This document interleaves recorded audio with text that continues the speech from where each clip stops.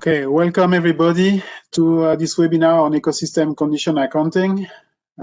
We have more than 100 people registered for this webinar.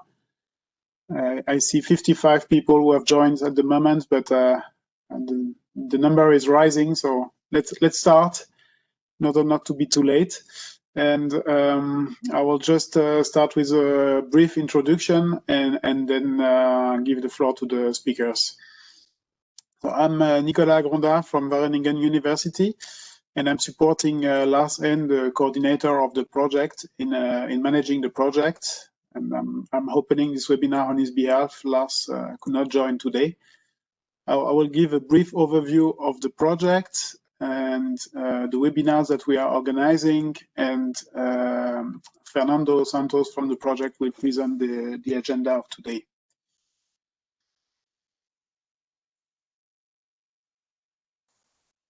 So the MAIA project, MAIA stands for Mapping and Assessment for Integrated Ecosystem Accounting, and the aims of the project is to mainstream natural capital and ecosystem accounting in Europe. And MAIA uses the system of environmental economic accounting, ecosystem accounting as a methodological basis for NCA.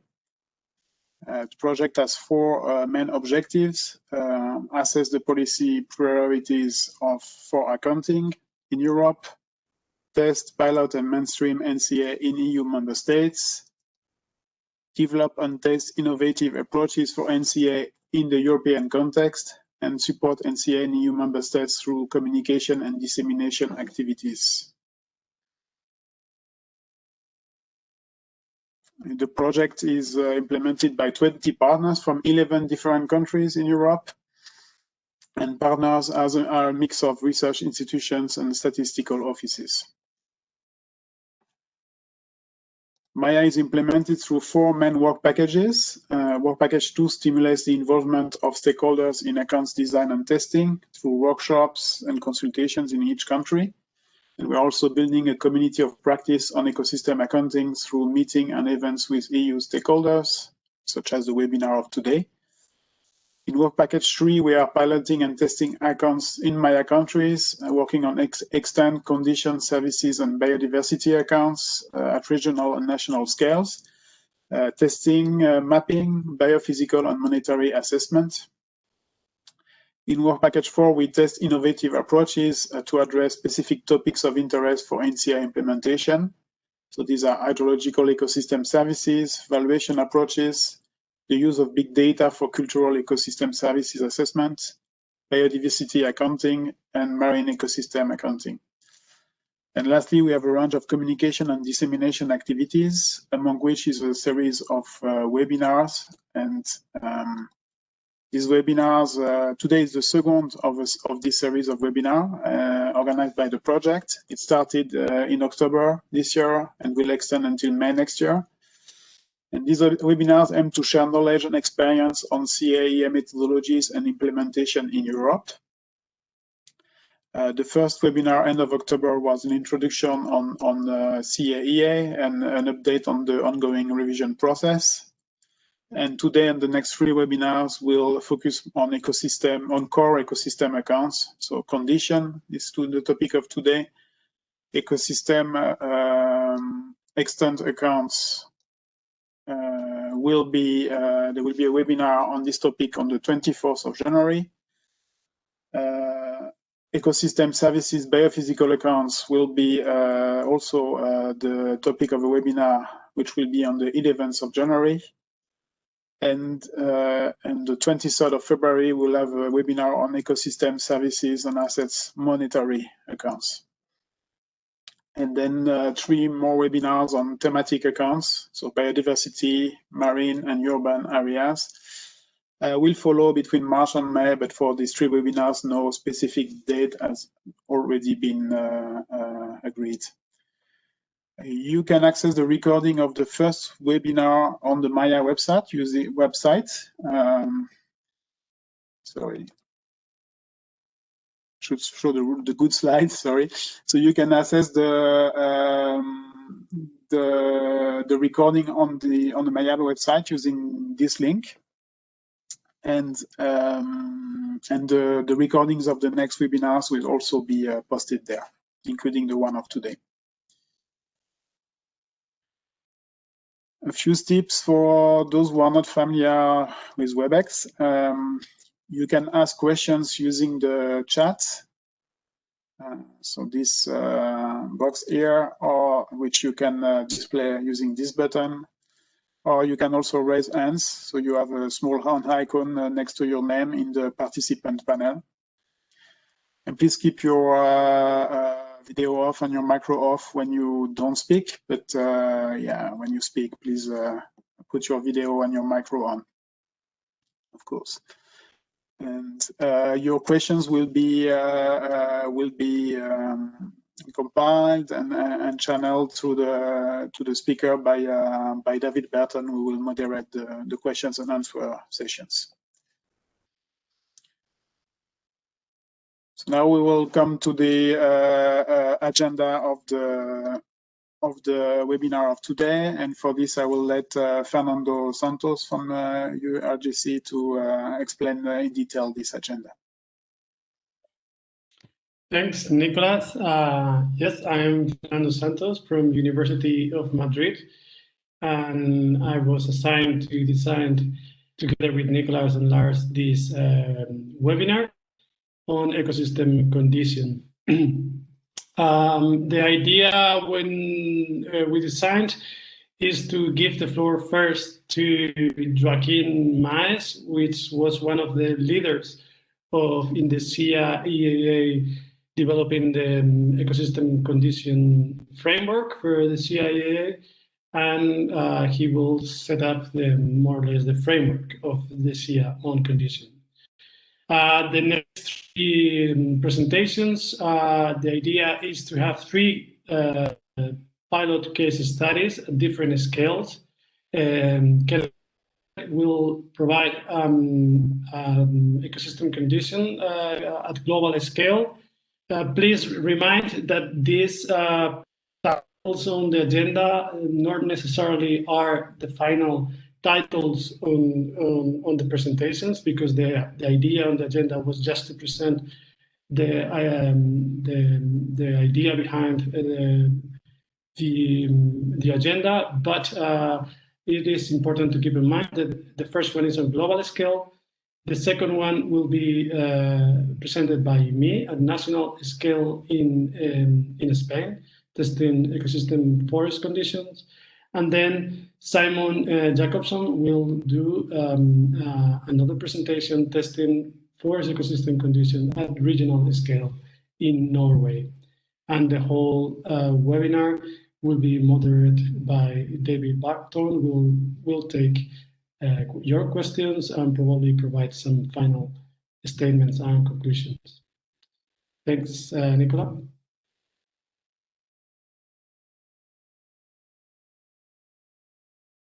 I was muted. Thanks, Fernando. So with this, we can start this webinar, and we can start. Maybe I should just add that we will have a short break between the second presentation and the third presentation, 10 minutes breaks at around 4:10. So we can start, and I will give the floor to Joaquin Maes for the first presentation. Good afternoon, or good morning for some of you. If all goes well, then you'll see now my presentation and you hear me speaking. Can you? All goes well. Yeah, okay. So I'm Joachim Maes. I work in the Joint Research Center, which is the science service of the European Commission. I support the implementation of the European biodiversity policy. I also led a working group of the CIA to help the UN drafting a new set of technical recommendations. And in this case, this was the working group for ecosystem condition accounts. Before I give you an overview of the present chapter 5 and the framework for ecosystem condition account, I start off with a slide that I presented before 2 years ago during one of the forums, to demonstrate you that there is a nice parallel, I think, between how a doctor is assessing our health or our condition and how we do so for ecosystems. Assume that you go to your doctor often at work for your annual physical checkup, and the question is for the doctor, are you still fit for duty? What a doctor would typically do is sort of look at 4 parameters or 4 variables that indicate your health. He will probably ask you whether you smoke or if you drink alcohol. He will measure and weigh you. He will probably take your blood pressure and he will listen to your heartbeat. So these indicators, they come with units. So you smoke or you don't. You have a certain weight in kilograms and in length. Your blood pressure can be expressed in millimeters mercury, and heartbeats is beats per minute. And he is going to take these values and actually compare them against some type of reference. These indicators, they represent clearly different categories that can say something about your personal health. Smoking is a pressure. Your blood pressure and your weight are state variables, but your heartbeat may say something about your performance, your capacity to do, for instance, extreme sporting. As I said, there's going to be a reference against which your doctor is comparing your actual values. The reference for smoking is that you don't. The reference for your weight relative to your length can be expressed by the body mass index, and there are reference levels for that. A common blood pressure is 120/80, and a common heartbeat is situated somewhere between 60 in rest and 200 if you are doing sports. He will look at these values and take them together. He will do some aggregation and decide whether you are healthy or not healthy.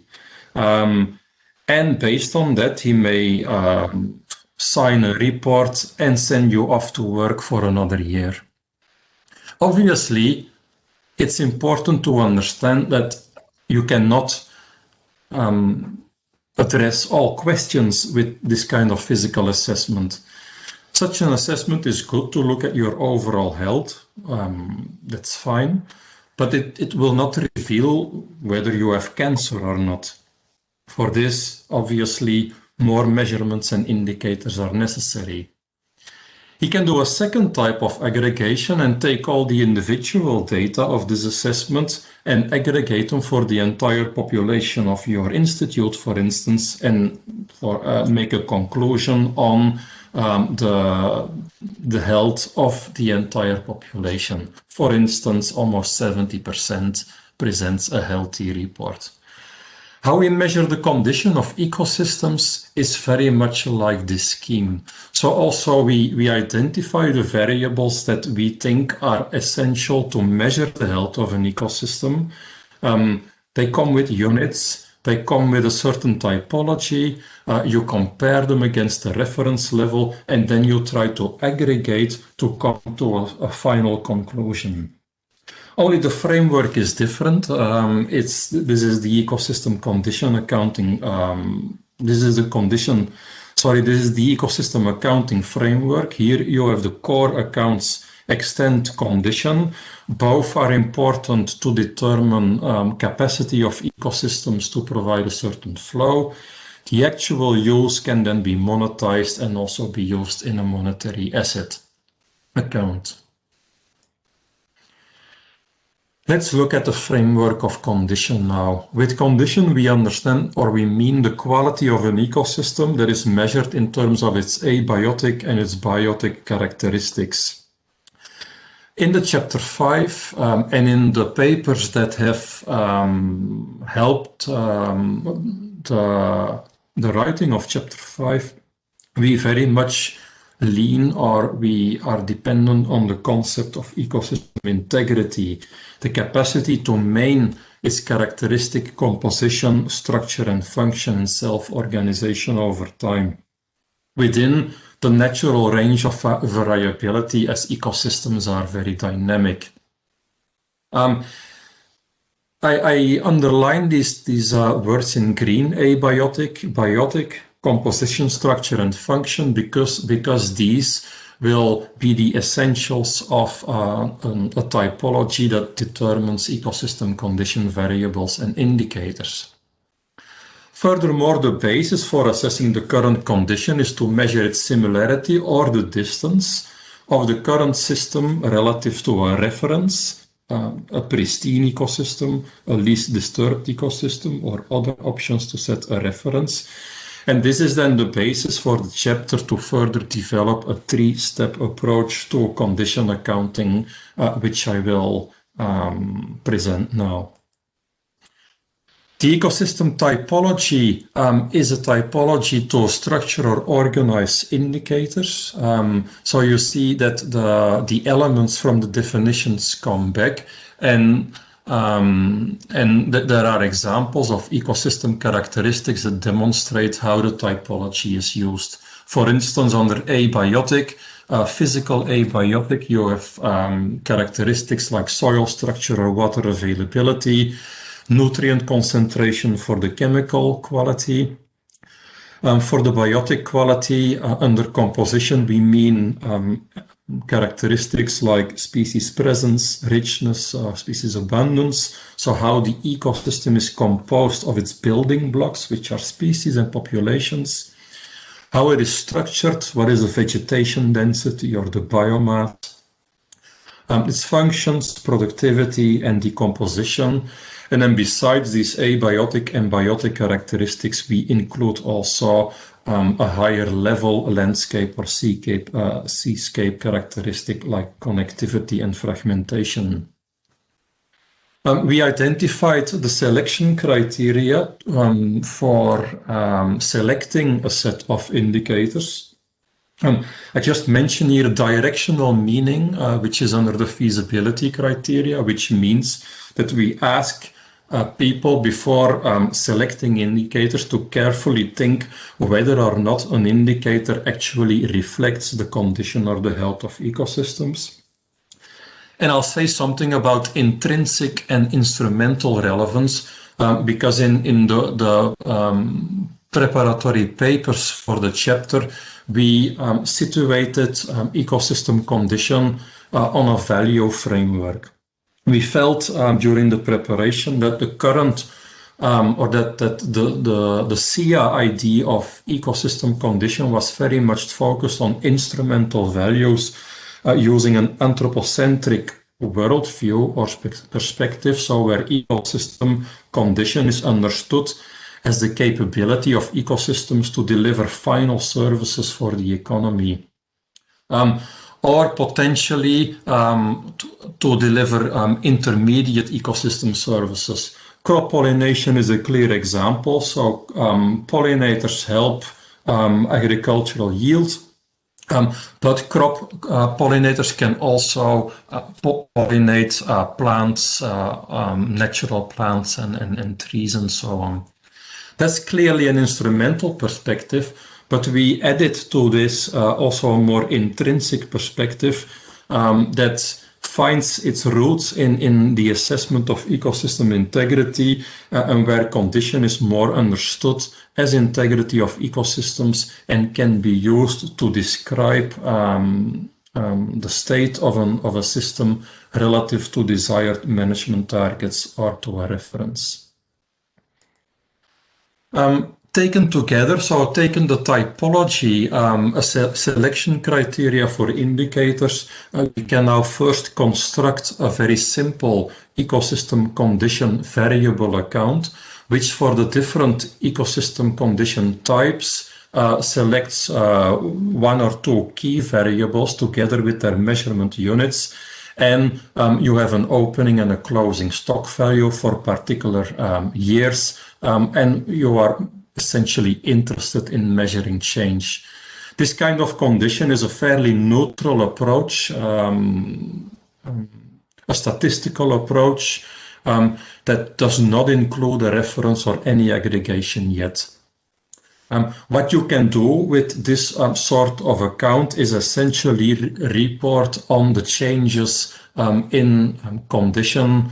For instance, here is an example of long-term trends in forest condition based on a European study that we recently launched, and where we have seen during the last decade that some of these variables increase, like deadwood and biomass.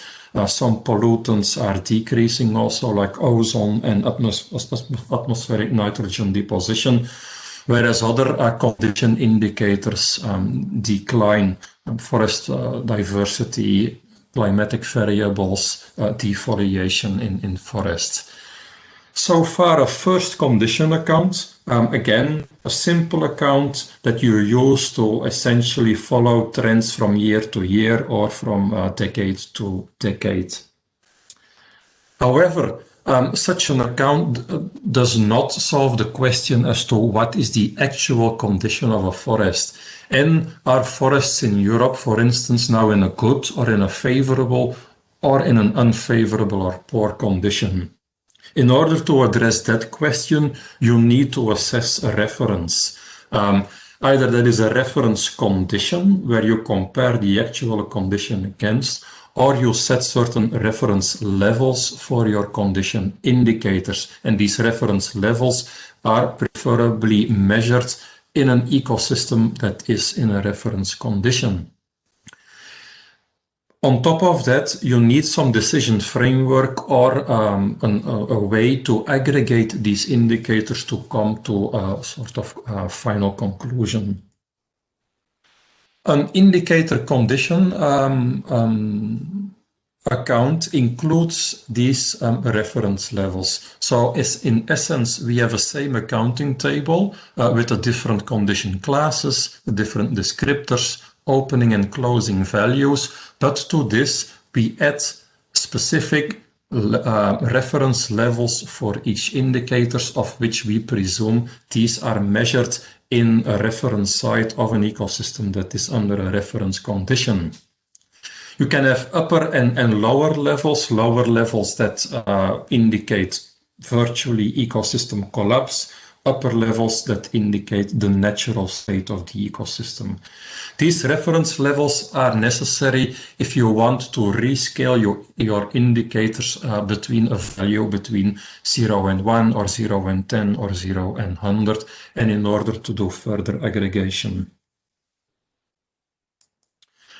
In the chapter, we have a number of options for establishing these reference conditions, but we consider actually a ranking of ordering these options and stating which options should be preferred over other ones.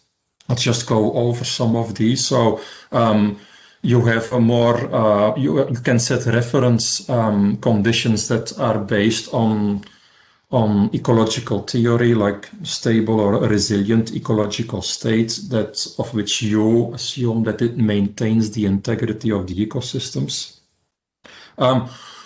That is also so for more modified systems like agroecosystems and urban areas, where you could consider a state or some sort of equilibrium that also includes social and economic aspects of the ecosystem, and where the idea is that such an equilibrium is sustainable. Reference conditions can also be set using existing sites, sites where still natural ecosystems are present, or where ecosystems are under minimal human disturbance. Other approaches are modeled reference conditions, so where you use something like the potential vegetation. You can use statistical approaches based on your current set of data, where you look, for instance, to the maximum level of indicators, and you are going to use these as a reference. Often used are historical reference conditions, historical going centuries back in time, pre-industrial, or contemporary baselines like 1970 or dates that are a few decades from now. Or finally, we also have, you can also set pre-described or target levels that are compliant with certain legislation. Besides setting a reference, we give also in the chapter some guidance on aggregation.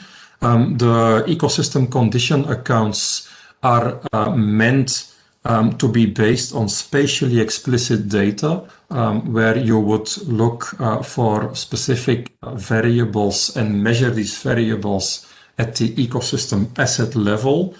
That would give you a map, and that map needs to be aggregated first spatially. So in order to have an average, some kind of average value for your ecosystem accounting area, but then also thematically, where you are going to bring different indicators together into a single index. Commonly used aggregations are the arithmetic mean, possibly weighted, where you give specific weights to specific variables, the geometric mean, and an approach that is often used in European legislation, a one-out, all-out approach, where the lowest value of an indicator determines actually the aggregated value. This leads to a third table that is a table where also these condition indexes are reported. So again, the table builds on the previous ones with different indicators over different condition classes, opening and closing values that are rescaled based on the reference condition, additional information on the weight of different indicators in the final conclusion or in the final index, and then the option to include sub-indices per typology, per type, and a final index that allows you to make an overall conclusion of ecosystem condition.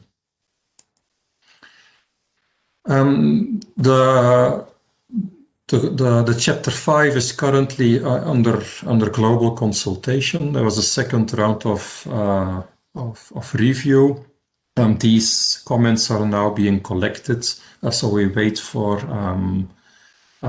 these comments to probably submit a final version that should be ready by March. In the meantime, we have all the papers that we prepared to draft chapter 5 are now being are published or in the phase of being published. Here are the references. You can also find on these papers the different people that contributed to the work of the group.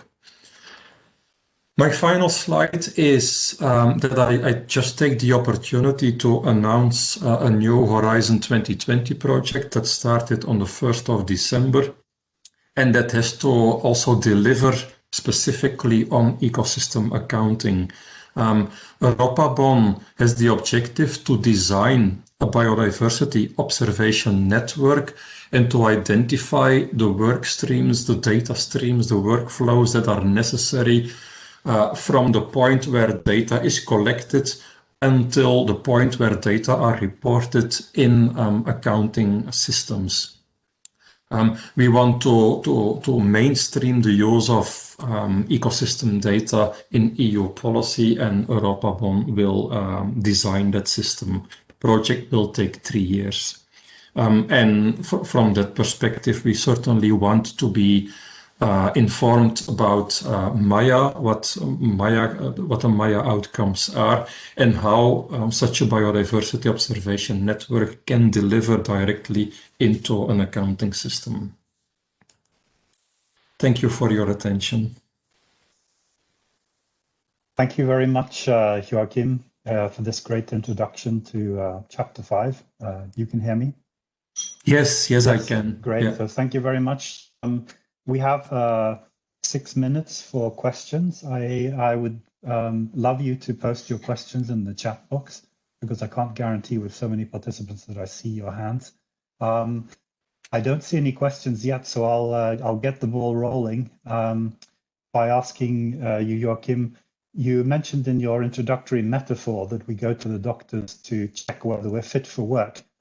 And yet you later on also emphasized that maybe the main approach to ecosystem condition accounts are not to have this instrumental focus of fit for work. Still, would you recommend splitting the functional indicators, or the functional set of indicators, into independent function and ecosystem service oriented function in order to make an explicit link to the physical ecosystem service account? Yeah, what I think in practice happens is that you will end up with a set of maybe between 10 and 20 condition variables, of which a few would have a clear instrumental purpose, but maybe a few will not have that instrumental purpose. What we see is that that the ones that have an instrumental purpose can clearly be used in ecosystem services mapping, but usually you need other information as well to map ecosystem services. Just an example of that, I think a sort of instrumental variable is pollinator abundance. That clearly links to the capacity of ecosystems to provide pollination services, but probably you need something like temperature as well to understand when a pollination service can be delivered, because it is limited by temperature. Temperature is not necessarily a good indicator for condition. So, and I think in the chapter we give these examples where a mix of condition indicators can actually be used for ecosystem services, but not necessarily all indicators need to have that instrumental role. Great, thanks for that concise answer. So now I'm going to pass to the chat, and I see it's very lively, so I'm afraid we're not going to cover you all, but I'll take them sequentially. There's a question from Marius Bellinger. How to compare results if nations choose a different reference condition for the same ecosystem class? Do you see a chance to crosswalk between different reference conditions? If nations use a totally different approach to set up a reference condition, then comparison will be difficult. That's clear. So on the other end, harmonizing all the reference conditions across nations is a difficult task. In Europe, we have this experience in the Water Framework Directive where such an exercise has been done, but that's clearly going to be a very costly undertaking. Alternatively, and maybe this is something where I look forward to see Ken's presentation, is if we do global or continental sort of mapping and assessing ecosystem condition, how can we compare different countries, and how would that compare also with national or regional statistics? Great, thank you. We have a question from Ersin. Could you give examples of the use of models in ecosystem condition accounts?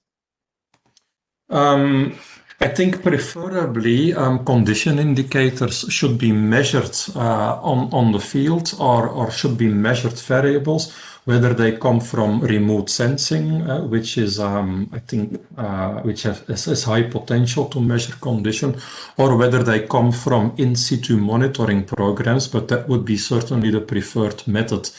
However, I think if you start upscaling, in particular in situ collected data, you will to some extent be reliant on some sort of modeling, in particular for species and so on, to ensure that there is a sort of consistent and harmonized mapping over your ecosystem accounting area. So preference to observation, but modeling is going to be a necessary component. Great, thank you. A last question before we move to the next speaker. Should all references relate to the same year, or can there be different reference years per indicator? This is Bruno Smets. Yeah, I think this is a very interesting discussion, and it happened that I have talked to Fernando and Adrian, which are also in this meeting last Friday about this issue. The point is, we need to understand how a reference condition is changing under a changing climate. And I think from that perspective, we should consider the idea that a reference condition, once it is established, has to be revised every decade or every 20 years at least, in order to follow how climate change is also impacting reference sites and reference conditions. Okay, thank you so much. I'm afraid we have to move on. That's great, Joachim. Thanks for your inspiring introduction. So we'll now move to Ken Bagstad. Please, the floor is yours. So much, David, and thanks for the opportunity to speak today. Are folks seeing my screen? Yeah, that's great. Fantastic. So I'm going to be speaking today about a project called Aries for SIA, which is intended to speed the production of ecosystem accounts, including not just condition, but also extent and services, by putting data and models on the web and making them interoperable. And I'm going to attempt to both give an overview of the project and a quick demonstration in this 20-minute window. So in order to do that, I'm going to start a model run right now, and then we'll return to it after I've given the presentation. And so as a starting point, I'm just showing the Aries Explorer on the web, which will be hosted on the UN Global Platform early in 2020. For now, this is a more an internal test site, but that's coming soon. And essentially all we do is we go to a part of the world, we specify, in this case, I'll give the example of Hungary. We specify the parameters of the study, the spatial resolution, the years we want to run, and I'll just run this using some defaults to make sure it goes quickly. The types of accounts we want to compile, in this case, I'm going to do an ecosystem condition account and simply choose one indicator, again, just for speed of compilation, leaf area index. And I'm going to run the model, and we can also choose how we report, whether it's for the country as a whole, whether we report for administrative subregions, protected areas, watersheds, etc. But when I click this button, Aries will access data and models on the web and start to compile accounts. So we'll return to this in a moment, but I wanted to give a quick overview to start and give the system a few minutes to work, given the limited time today. So to jump into my presentation, rather than explicitly global models, I want to frame this more as a way that we connect data and models on the web to make accounting both rapid and customizable and able to do anywhere in the world. My colleagues on this are primarily with the Basque Center for Climate Change in Spain, and we have support from the UN, UNEP, and the European Union to do this work.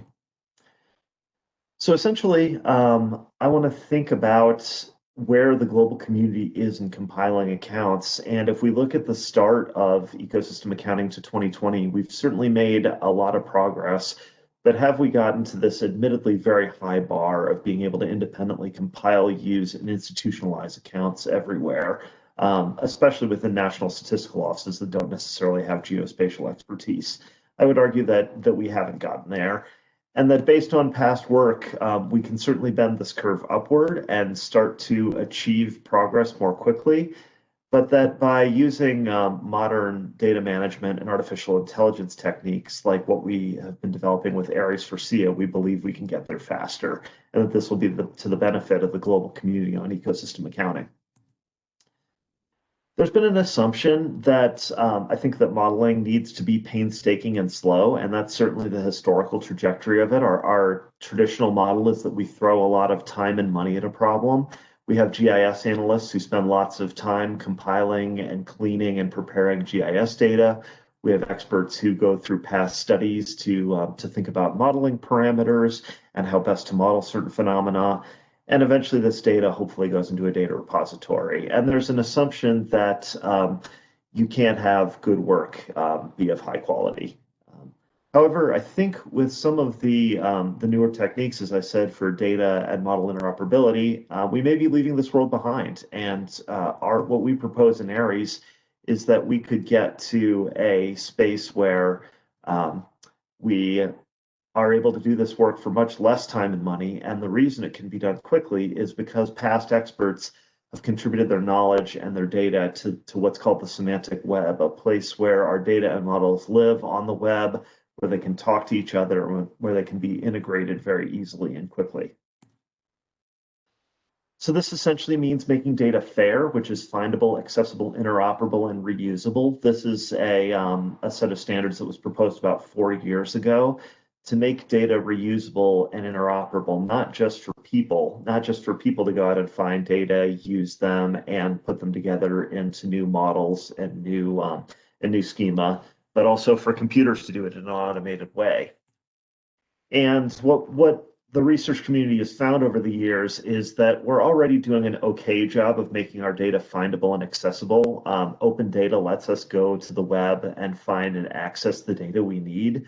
For the most part, what we have not been able to do is make our data easily interoperable and reusable, easily able to talk to each other and to be combined into new scientific products like ecosystem accounts. So in order to do this, we use artificial intelligence, and many of you, if you've heard of AI, I'm not going to go too deep into the details, so don't worry about that. But what gets a lot of buzz these days is machine learning, and specifically things like neural networks and deep learning. These are the AI tools that we hear about, and they get a lot of buzz. What I'm going to be talking about is 2 other AI tools called semantics and machine reasoning, which basically are teaching computers to understand what they're looking at when they're looking at a data set, and to help a computer to decide which data and models to combine under different sets of circumstances.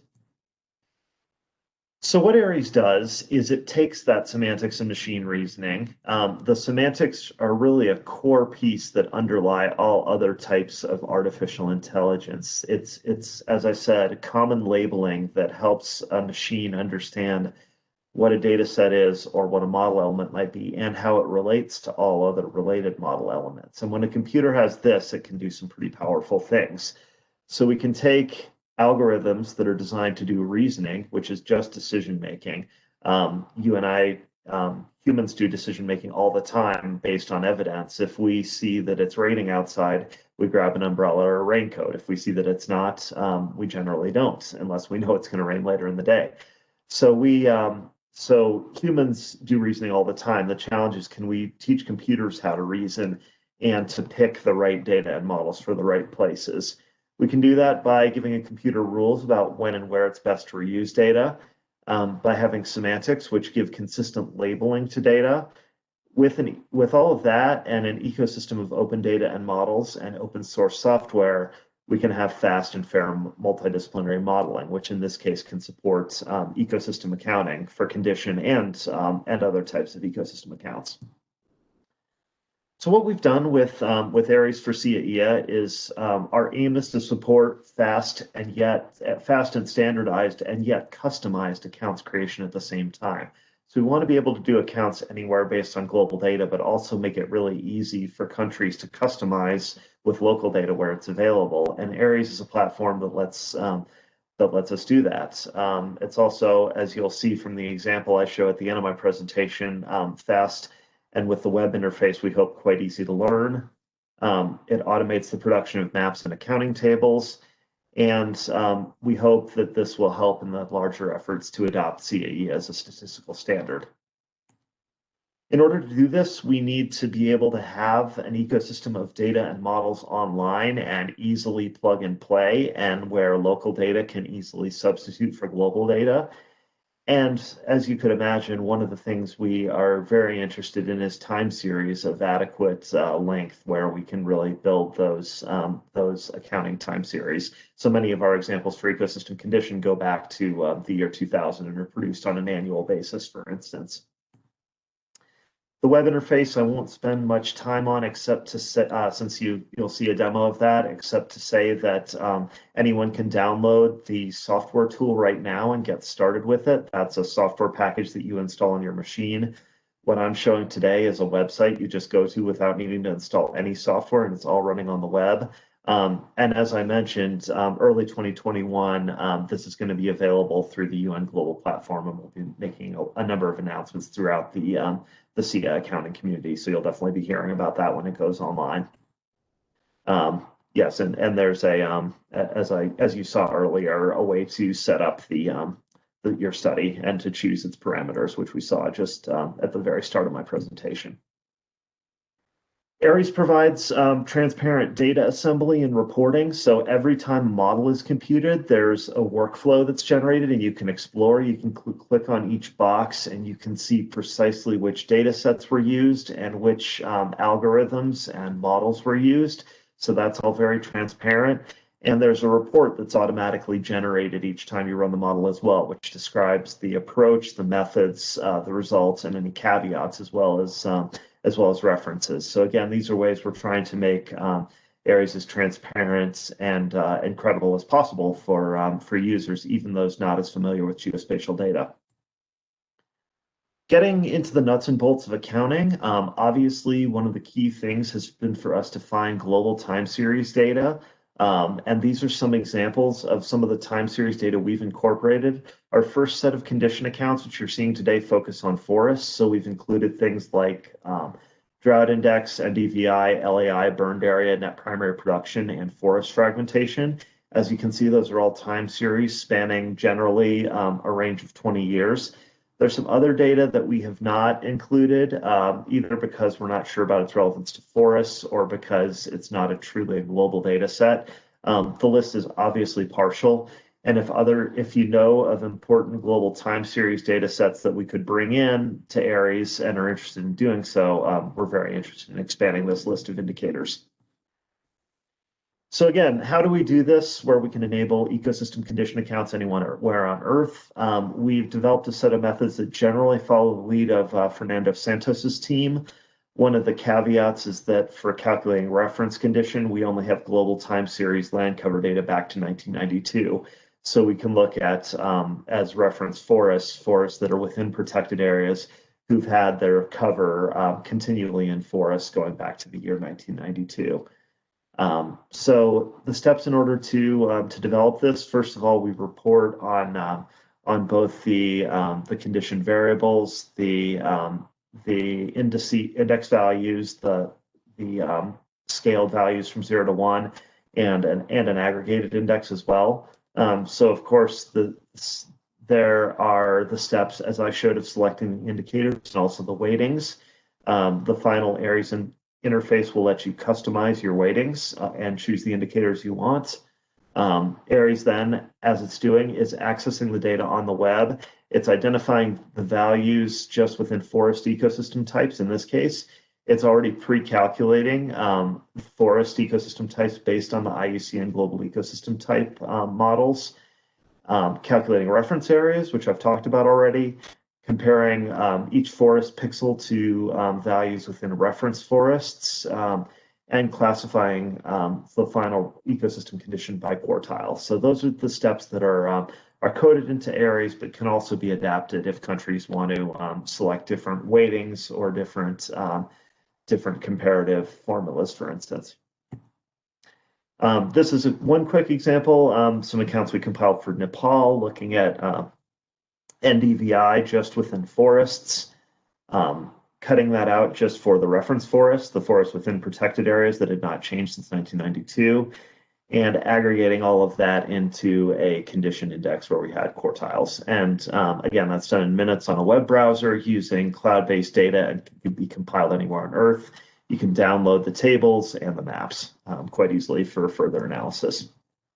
Another example, a little closer to home in Europe, here's an example showing the modeled IUCN global ecosystem types for Romania, the forest leaf area index values, and an exported table showing for different types of forests, both leaf area index and NDVI, and aggregated conditioning index and a value during an opening and closing year. How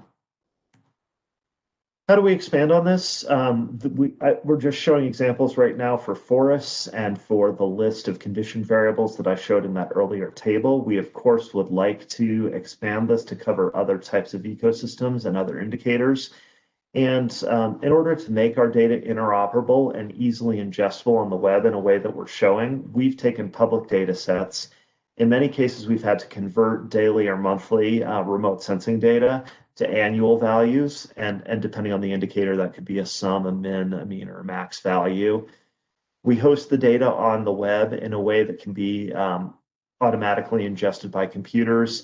And for each of those data sets, we write a small code chunk to annotate the data and to make it fair and usable for all.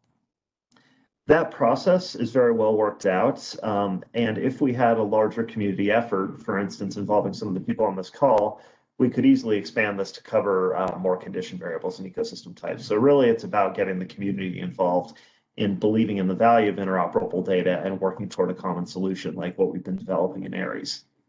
An open question is who's responsible for the updates? If we do this, and if we do this as a larger community, that's great, but there are new data sets that come online, and there are, of course, new year's data that extend the time series forward when the 2020 data are released in the year 2021, for example.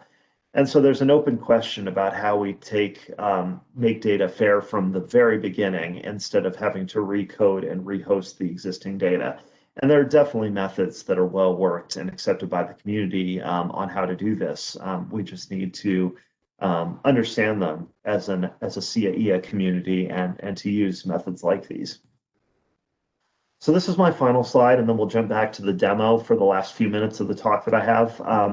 We released the ARES for CAIA Explorer in late November. It's literally been around for about 2.5 weeks, so it's in a very early alpha release, but we're working through a number of bugs and features right now. The plan is, as I said, in early 2021 to make this available on the UN Global Platform for anyone to use, and also to provide feedback, of course, on any areas that could be improved. During the late winter and spring of 2021, UNSD is going to be leading a conversation with the larger community about how we make data and models interoperable. And this is in line with the Earth Observation for Ecosystem Accounting GEO initiative, has been having a similar discussion about ecosystem accounts ready data. And so there's a couple of different discussion threads moving in this direction about how we make data and models interoperable. We've been working with a number of countries within the ARES for CAIA pilot team on country examples, how countries can apply this and how they can compare it to their own knowledge about ecosystem condition. For ecosystem condition, we've been working with South Africa. We've been working with a number of other countries on extent and ecosystem service accounts. And we want to provide very clear guidance on how users customize the accounts with national data to add credibility. So that's my presentation. I want to very briefly return to the browser, and as you can see, first of all, I mentioned this being 2.5 weeks old. There are some features that need to be updated, such as the years included automatically. But essentially, we have a leaf area index-based forest condition account compiled, looking at change over time. We can export that to an Excel worksheet. We can, as you see right here, for your own use, and that's valuable for larger tables. This is an extremely simplified example. We have things, and we can show values like forest leaf area index within Hungary. We can also show things like ecosystem types calculated using the IUCN methods. And as I mentioned before, we can show both the data flow, so where data sources are coming from, and let's find a better example here. and also the methods that were used to calculate the different parts of this data flow, and the report, which provides background on it. And this can also be downloaded as a PDF. So that's my presentation, and I'm happy to answer any questions. That's great, Ken. That was super interesting and inspiring. And I guess I'll get tons of questions coming in the chat any minute now, and I'll start by a question I think everybody is asking: is at what point should countries or even regions get in touch with you to explore how to implement local data? I imagine there's a point of time that would be optimal, maybe not tomorrow, but within what time frame? Probably the spring. We know that the customizing with local data is going to be critical, especially in Europe, where most of the countries are going to have their own data. If we're applying this in sub-Saharan Africa, for instance, countries are probably going to be happy to use global data. But obviously, for most of the people on this call, you're going to be very keen to integrate local data. And I think this spring is probably the best timeline. But again, we've been partnering with UNSD on this, and they've been so they're going to be helping with outreach to the SIA community, and I would imagine MAIA as a key community will want to be in touch with about that. That's great. I have another follow-up question. It was very useful to see your FAIR principles and semantics, and I'm guessing that this might become a statistical standard, as I can't recall seeing it explicitly in chapter 5, but it would be part of a guidance on a statistical implementation of a standard. Is that the correct interpretation? I think it could be. We haven't included it. I've had these discussions with, of course, UNSD and with members of the teams drafting the chapters. So far, it hasn't made it into the SIA manual itself. There is a SIA guidance on biophysical modeling that's being prepared, and FAIR is definitely discussed in there. It's definitely discussed in the GEO EO3A initiative as well, with ecosystem accounts ready data. So I think it's something that the community is quickly becoming aware of. And that's great, because when we can all start sharing data in this way, you see examples of what we can do here. Yeah. Excellent. I have a question now online. How open is the ARIES system to add own models, i.e. a model which is being used locally and implemented in Python? Yeah, great question. So, so what you're not seeing today, there's actually two sides to the ARIES software. This is the Web Explorer, which, as you can see, is obviously designed to be simple and user-friendly, even for people unfamiliar with GIS data. We also have an ARIES modeler software, which is designed for technical users, and that's designed where people can contribute their own data and models. So if you have a model you prefer for your country or for a particular ecosystem, let's say temperate forests, you could contribute that model, and the idea is to build up this global ecosystem of data and models. That's a more technical approach. Obviously, it requires quite a bit of expertise, and unfortunately, with the way, in order to make the data fair, we can't just take a bunch of Python or R-coded models and throw them into a system. There is some work that needs to be done to make them sort of play well with the ecosystem. And that's another piece that we're very aware of and going to want to be working on. And we hope ARIES has done an annual training course going back to 2013. That's obviously been on pause with COVID, but I think once we start opening up again, that's going to be one of our focal areas for training, is to get more modelers contributing models to the system. Excellent, thanks. Another question from me.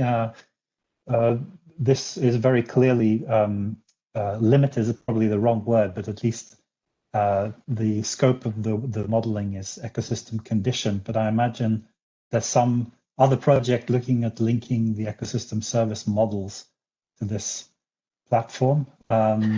It's part of the same question as the previous one from Bruno Smets. Oh yeah, yeah. I didn't show the other models today because I only had 20 minutes, but actually the ecosystem extend accounts are calculated already in here because they had to be in order to get us to a condition that would identify them for forest ecosystem types. So we've already coded about a quarter of the IUCN classes for their global ecosystem typology. For ecosystem services, we haven't yet brought them into the Explorer. We're working on the coding for that, but that'll be ready within the next few months as well. And we have a series of ecosystem services where, again, the models are there. They're already linked to the data for about 5 to 8 ecosystem services is probably our initial group that we'll have within this year. So we do have services there, and they'll be included, modeled and reported just like what I demonstrated today for ecosystem condition. Very interesting. Here we come, another question from Anand Araza. I was thinking about uncertainty estimates for continuous variables. You showed a table from your run here, which had deterministic values. Are you considering including confidence intervals or something of that kind? We haven't in this initial run. We certainly could. There's a great deal of flexibility with what you build into Aries, and I guess an open question for this community is how complex do we make this interface? Because we've been trying to make this very simple and intuitive, and the more bells and whistles we add to it, there's always this trade-off with user experience and things getting more and more complicated. So on the scientific side, we know we want to produce uncertainty estimates, and we can code those within the modeler. I'm not certain whether or not that would be a good thing to include in an interface like this, but I'd be very interested on people's thoughts. Okay, thanks. Another question, is the transformation from land cover, and this is from Bruno again, from land cover to IUCN get integrated, and how does this work with local maps instead of generic CCI? I think you're going to have to explain CCI to the audience as well.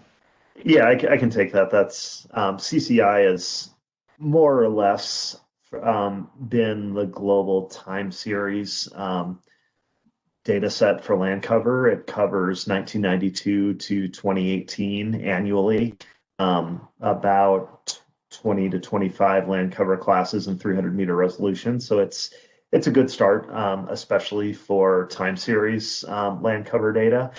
And so what we've done, as you know, the IUCN ecosystem type information is very new. It was only released last February, and they haven't really produced a methodology for recalculating that. But we have taken their data, and for instance, we can combine land cover with information about climate and topography and other variables to identify, say, different types of deserts, or whether it's floodplain areas and deserts, or hyper-arid deserts or cold deserts. All those can be inferred by combining land cover data with climate data, for instance. So we've built basically what's a lookup table model that codes, I think, 28 of the terrestrial ecosystem types from IUCN, and that runs automatically. And when I talked about semantics, essentially what we do to connect that model to land cover data, whether it's CCI or whether it's local data, is we just annotate them consistently. So two land cover data sets, one might call open water, and one might call open water bodies, just as an example, or one might split out oceans and freshwater. Land cover data sets have all different ways of describing what's in them. And essentially what we need to do is to harmonize them. So we've been doing that. We have the methods to do that. And that's where it takes a little bit of that work to annotate a data set using common language. And once we do that, then the system can automatically pick up and use a local land cover data set instead of CCI. Great, thanks. We have a couple more questions. We might have time for both before we leave. From From Jessica Andrews, is there a plan to add marine ecosystem types and condition measures? We would love to. We don't. We're sort of looking for what comes next on this, and particularly if we had partners who are interested in working on marine systems, that would be great. There's certainly no reason we can't. Particularly for the condition indicators, we know a lot of the data that's out there. We just haven't brought it into the system in an interoperable way, and I think we. So I think we need some marine people who are passionate about this idea of interoperable and fair data. And if we had some collaborators who wanted to do that, we'd be very keen to make that happen. Excellent. It's probably getting a call right after this meeting. One last question from Francois Soulard. Can you mention, how many countries are testing ARES to measure its use for national official statistics? And do you have, or will you soon have, a document on lessons learned by NSOs? Probably, again, I would put a document at like the spring or summer of next year window. And we've got, I mentioned South Africa is working with us on testing ecosystem condition. We've been working with the Netherlands on ecosystem extend and on India with ecosystem services. We've got a number of other folks. We're collaborating with FAO on applying this in Afghanistan and a couple of other countries. And through a colleague, we've been in conversation with some works that the Swedish Statistical Agency is doing as technical assistance to Bangladesh. So that's a few examples of countries that are starting to pick up on this. And again, the methods that you see here in terms of the Web Explorer is just over 2 weeks old. So so it's very, very new, but we do want to expand that user community, and we're going to be doing that in the months ahead. Fantastic. Well, just for it to be 2 weeks old, you sound like you've done this every day for the last 2 weeks. You've really got it together, and it's super impressive. I'm afraid we're going to have to leave this topic for now, but we'll come back, have a possibility at the end of the day. And thanks so much, everyone. Thanks, David. It's Cream, and it's good. Yeah, thanks. Me, right? Okay, thank you. So yeah, after this presentation from Joachim and Kent, which was very, very interesting, both of them setting the scene and providing this new tool from ARES and the CAA, I'm going to present one national scale in Spain, testing forest conditions accounts. We're in experimental phase on doing this, but we certainly are trying to connect with the SIA framework, and also we would like again to, as you know, because we've been in communication in trying to put this into the ARES system, and so we'll be happy to collaborate together.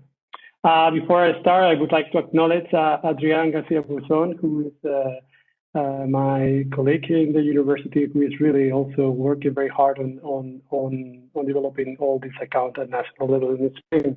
And together we've been developing this presentation. Okay, this work is in the context of the MAIA project that Nicola presented. So I'm not going to explain anything more about MAIA, but which is probably important is that we are collaborating with the Ministry of Ecological Transition and the National Statistical Offices in trying to have all the official statistical data that we have at national scale, and to develop these accounts so they somehow could be useful for the Spanish administration. So it is a way of collaboration together. We have finished the extend account at national level, applying a statistical method to know the changes in ecosystems in Spain since 1970 to 2015. And this is publication forthcoming at the national level in Spain. And now we are currently working quite hard on developing the condition account. We follow adapted the SIA methodology, and we have first initial results for the forest ecosystems, which I'm going to present, but we hope that we can expand to these other ecosystems. We also started to develop ecosystem service accounts in biophysical units and monetary evaluations, and we have a special attention to carbon flows for this work, and we will also be happy to include this into the ARIES system. And we have started with ecosystem assets and how these connections with ecosystem service accounts can be connected with the different economic sectors.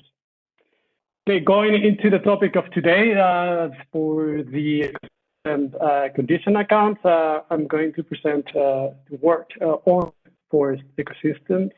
But as you will see, based on the methods that we have developed, this can be easily expanded to other ecosystems, and we are starting to think on how to expand the work of forest conditions to wetlands, agroecosystems, and other systems as well. Okay, so this is the summary of the adaptation from the CIAA framework that Joaquin presented. Basically, we added what Joaquin presented. We added two more steps, how to classify the ecosystem types for different ecosystem types, and this is quite important in our methodology. And we go for the indicators, the reference, the aggregation levels. And then finally, which is also quite important, and this is connected with some of the questions that were raised to Ken, how to validate or how reliable are these data and these results. And for that, we are planning to do some approaches on validations of all these methods. Okay, and I'm going to go one by one to give you an overview of the work. In selecting the forest types, we basically follow the Spanish forest map at national level, which is classified in 17 forest ecosystem types. And then we add to these 17 forest ecosystem types, which are mapped and even in different time series, spatially explicit at very high resolution levels. We add the four biogeographic regions: Alpine, Atlantic, Mediterranean, and Macaronesian, which give us a total of 68 forest ecosystems. So we have developed condition accounts for each of these 68 forest ecosystems in Spain, which is quite intensive of times of work. But we think that this is the way forward to really have a useful and reliable ecosystem conditions accounts. In terms of the indicators, we follow the spec categories of the framework. So we have a biotic characteristics and landscape characteristics. And after having different criteria and discussions on, we end up with 14 national level scale indicators in terms of physical, chemical, compositional state, structural, functional, and landscape characteristics, which interestingly, we weight each of these based on the importance and reliability of the data.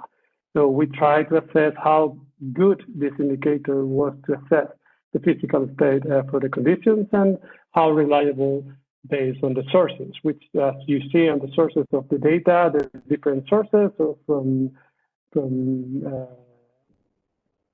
different models, Landsat, GRC, Eurostat, the European Environmental Agency, so different data sources of the European, basically, case studies, and we collect all that information at national scale. To give you a few examples on these indicators, you have here the NDWY from Landsat, and we have these as an indicators of the physical state. And the good thing to have this kind of data is that you can periodically and annually collect this information, and this is a mean value for all the information in 1 year. The same with the chemical state. This is the tropospheric ozone developed by the European Environmental Agency, and we have all this information at very high resolution level.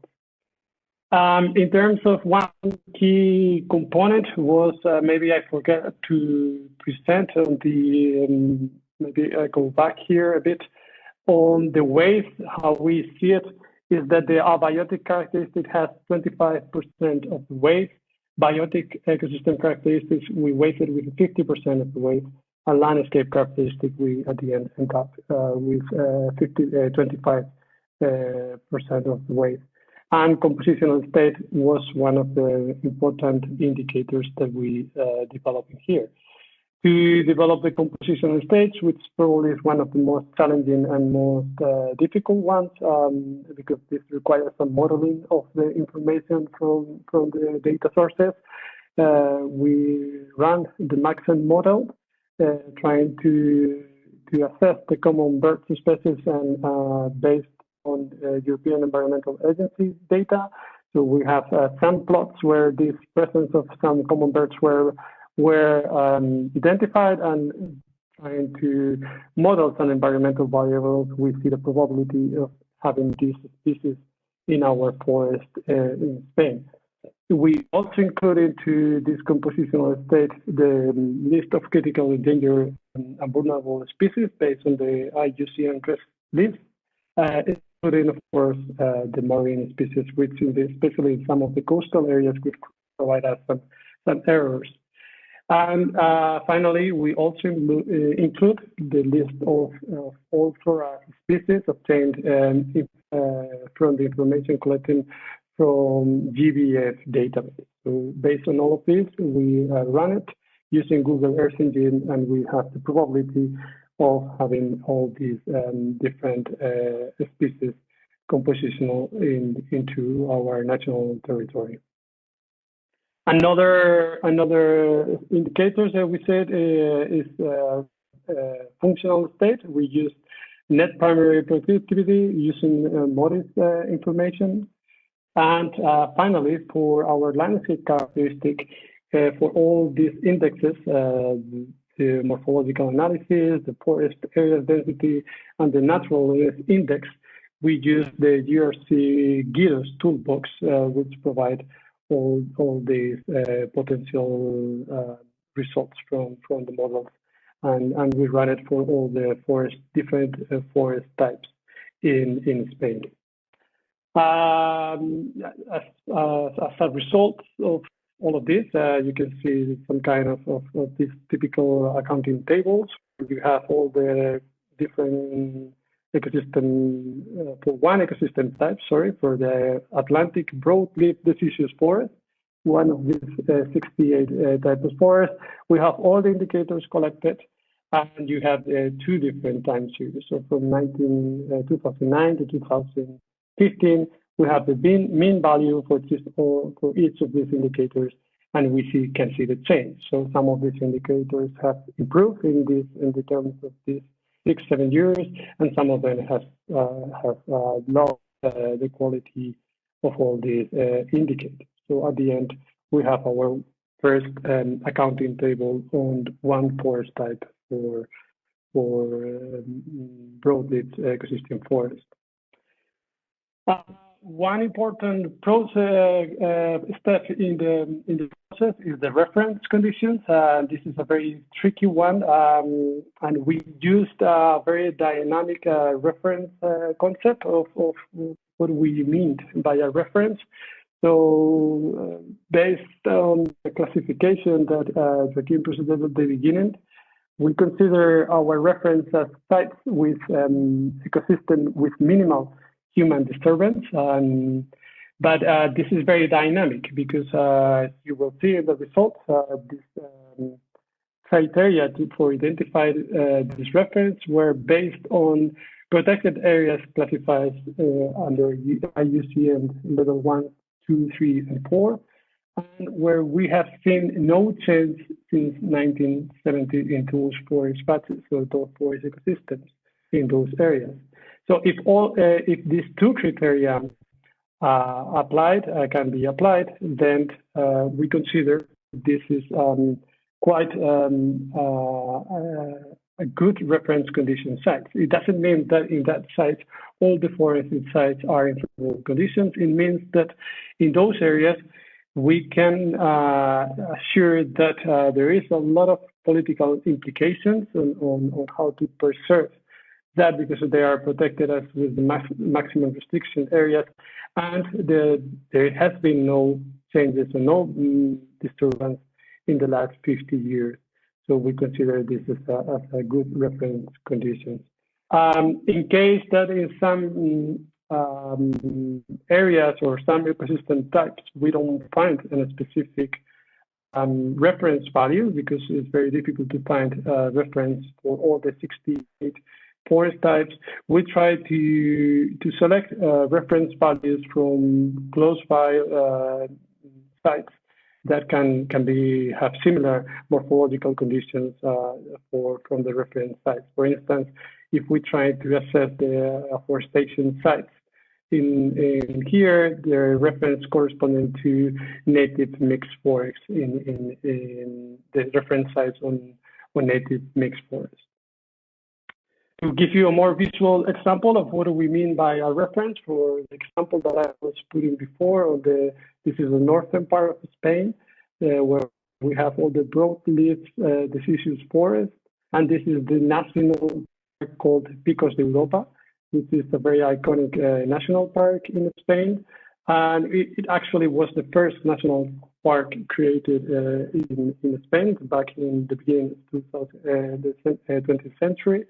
And we have all the forest patches in that area.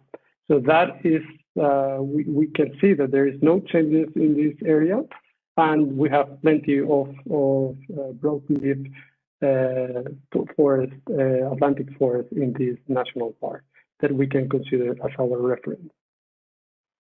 The aggregation that we used is based on the evaluations of the distance from the reference to all the forest types, and we basically follow the maximum minimum picture variable where we assess the weight and the actual value, and you basically you minus the reference and normalize all the values from the maximum to the minimum.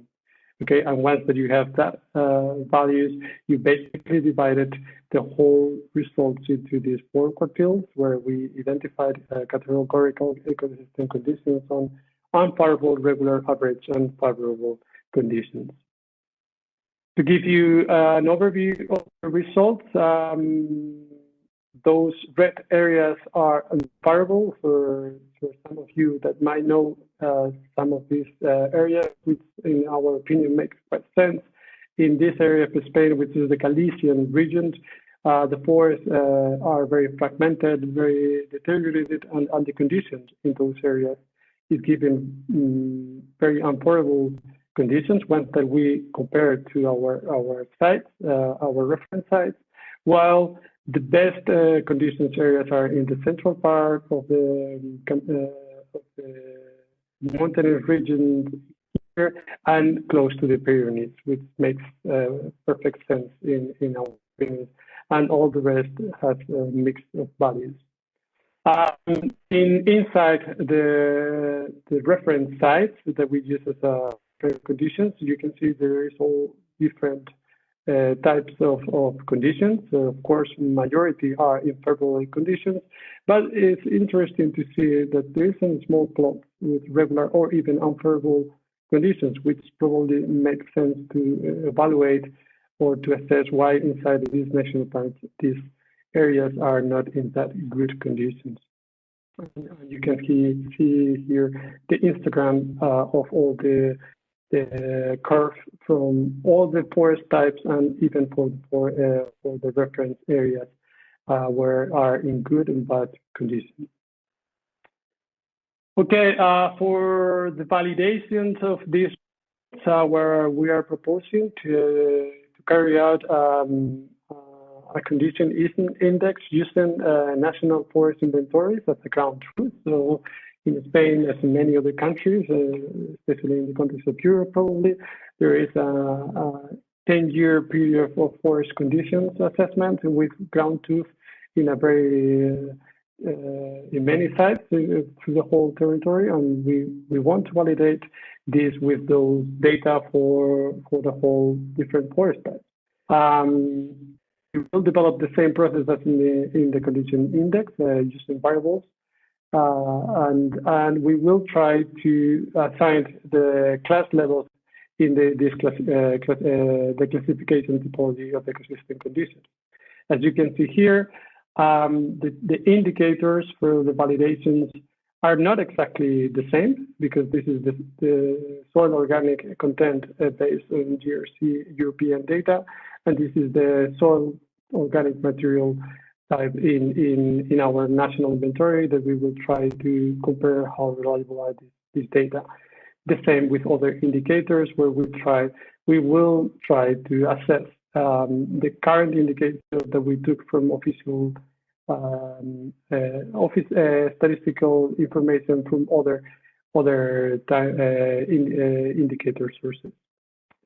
Okay, finally, we will compare the results with the condition index in the plots and the forest inventories, analyzing all the reliable of the results on the national scale for every ecosystem type.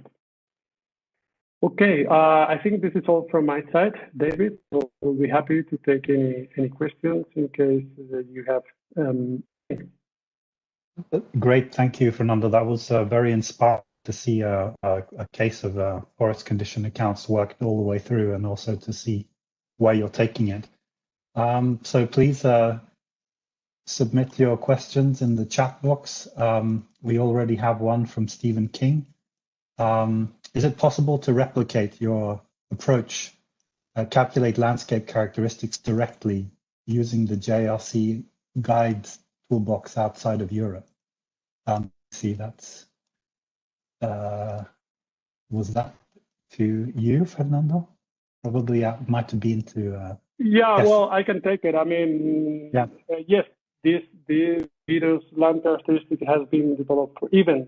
Actually, they have been done for the whole Europe, and we just basically use the model, the GIROS model, to use national data to replicate this landscape characteristic. But I'm quite sure that this work has been actually being done at the European level. So this could be easily, if some countries doesn't want to go into national data for some of these characteristics, probably this information is available at European levels. Yeah. Okay, thanks. A question from Marius Bellinger. Do you know a method of measuring forest biomass without using LiDAR data for tree height parameter? I don't. I basically know. No, I don't. I don't know. I mean, maybe someone else, if they can, they want to jump in and maybe answer, but I don't have any clue. The background seems to be that he has tree density classes of different forest types and a digital elevation model, and wants to apply this data to condition accounts. Yeah. No, okay, I mean, great. and this is no, but maybe I can, and this is quite a difficult question, because somehow we had a conversation, and this is back to Ken's point of view on the semantic. How we interpreted, for instance, tree density is very critical, because for North European countries and South European countries, what we consider a dense forest is quite different, even quantitatively. So we need to probably adapt all these models into a common standards that we need, depending on the models that we use to quantify those density. We also need to standardize not only the models, but also the levels or the standardization levels that we used. Yeah.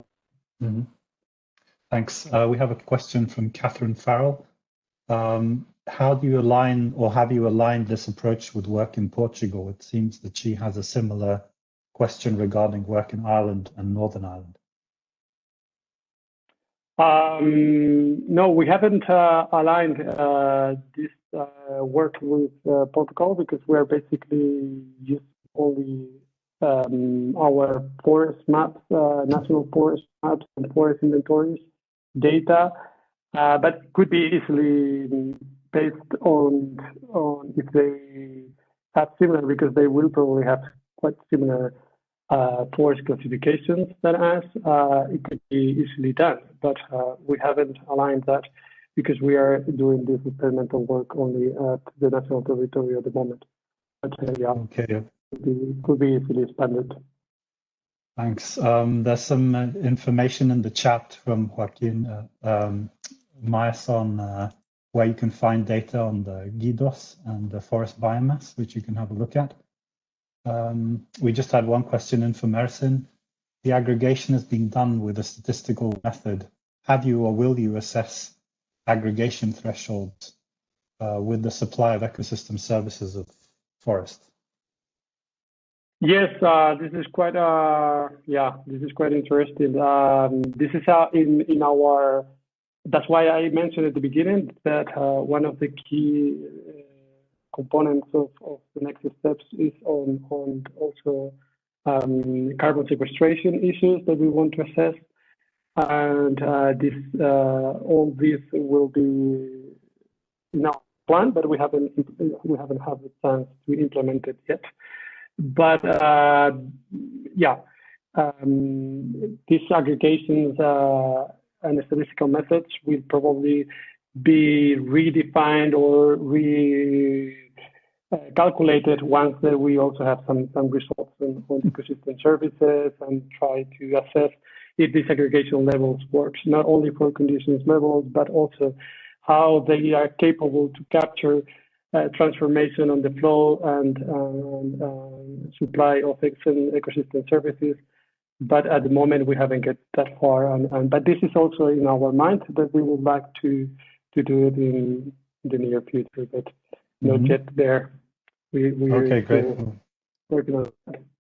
A question drawing out your future plans. That's great. A question from Elena Lopez Gunn. Have you have you considered climate change in reference conditions, also regarding functional structure aspects? The climate change information is regarding these landscape characteristics. So some of these indicators there is two aspects in which we are considering this. One is on the compositional states, on the probability to assess potential disturbance of some species. So somehow temperature, humidity, all these can be was modeled into the compositional state indicators, and also in the landscape characteristics in some GIDOS. For some of the indicators, use some of these features to run the models on connectivity and potential changes on the structural state of the forest ecosystem.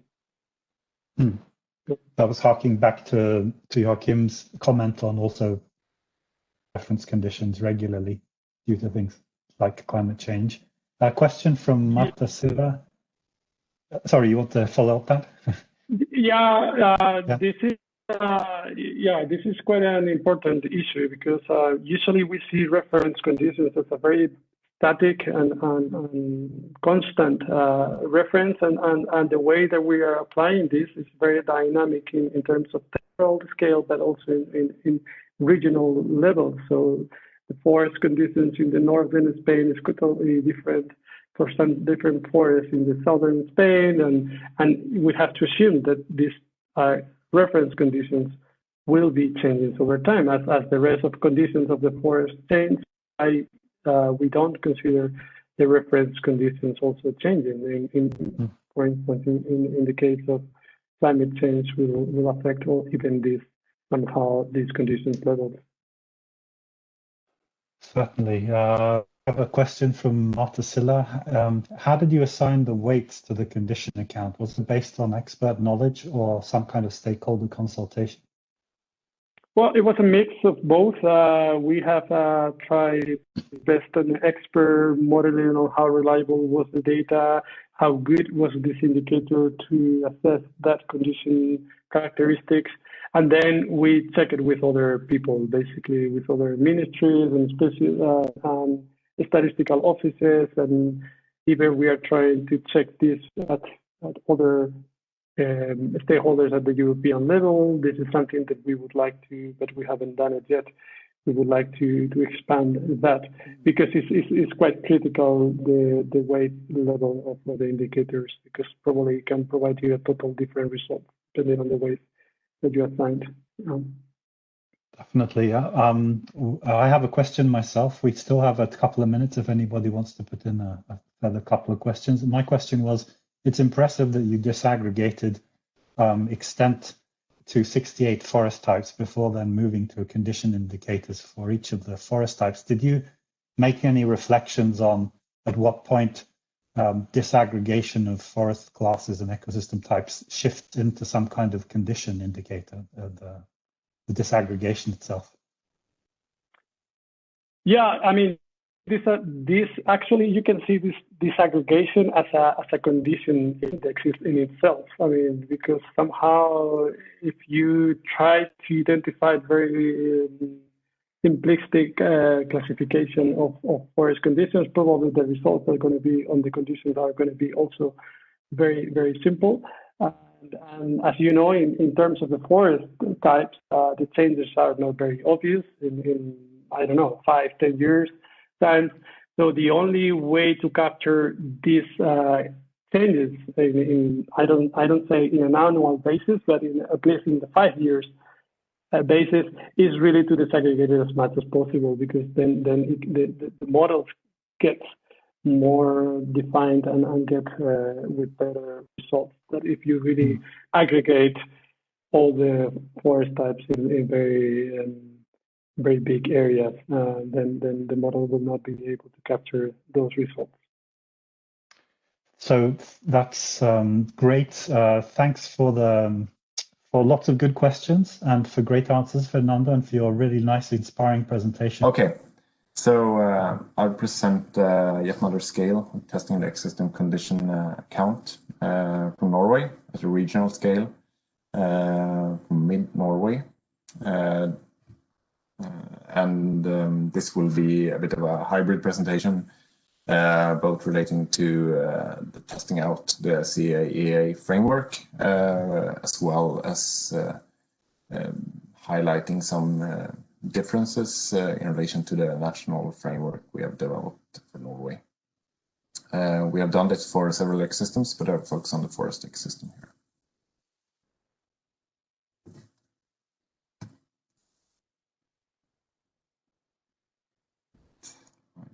Yeah.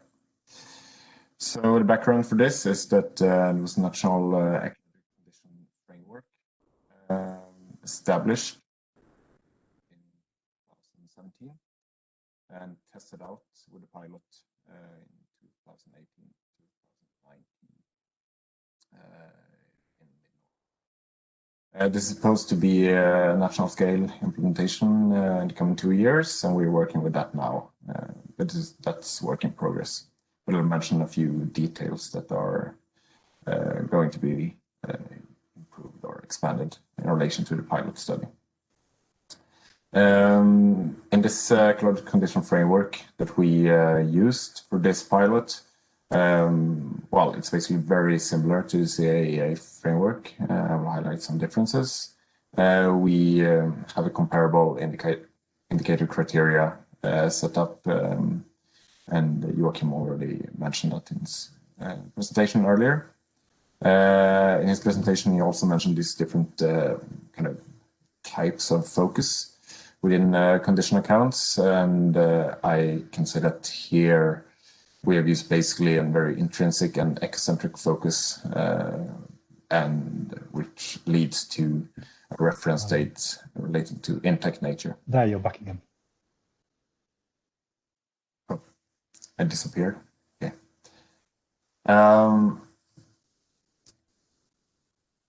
So I took this slide from Joachim, showing the conceptual picture of the CAEA typology, which consists of the physical, chemical, composition, the structure, function, also the landscape part of the collection account, and some examples of indicators. Within the Norwegian framework typology, all these categories are a bit different, and we have recently put this into the CAEA context in a paper we are soon publishing, and trying to align these categories that we used in the Norwegian example with the CAEA framework. And basically looks like this. The abiotic factors covers both the physical and chemical component, the composition, the biotic composition characteristic is translated into the biodiversity class in our typology. And then we have several compositional and structural characteristics which relate to structurally important species and structures, functional groups within trophic levels, and biomass across trophic levels.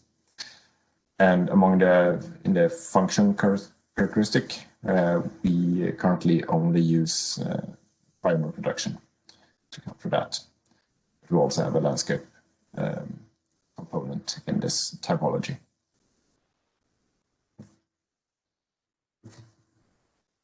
So I will go basically directly into the indicators here that we used in relation to these categories. They are just listed here, and I thought I wouldn't have time really to focus on each indicator itself. But you see the indicator coverage of these characteristics or classes here. And they're split up in the ones that we used in the regional pilot in 2018-19. There are some indicators already almost ready to use and implemented for national scale implementation in the coming years, and some more indicators that are planned to develop in the future. So I will, in the following, focus on these indicators that we used in the regional pilot. And as you see, they do not cover all these characteristics of the existing condition, not even using our own developed system here in Norway, where we currently lack indicators for functional groups within trophic levels for this pilot study. But we also fail to target the physical state and functional state characteristics of the CAEA framework. These indicators, I will just briefly mention the source of the data. The area proportion at more than 1 kilometer from infrastructure, or wilderness areas, if you want to call it that, is a mapped layer, GIS layer that we use. We have 6 indicators based on the National Forest Inventory, which are inventory data.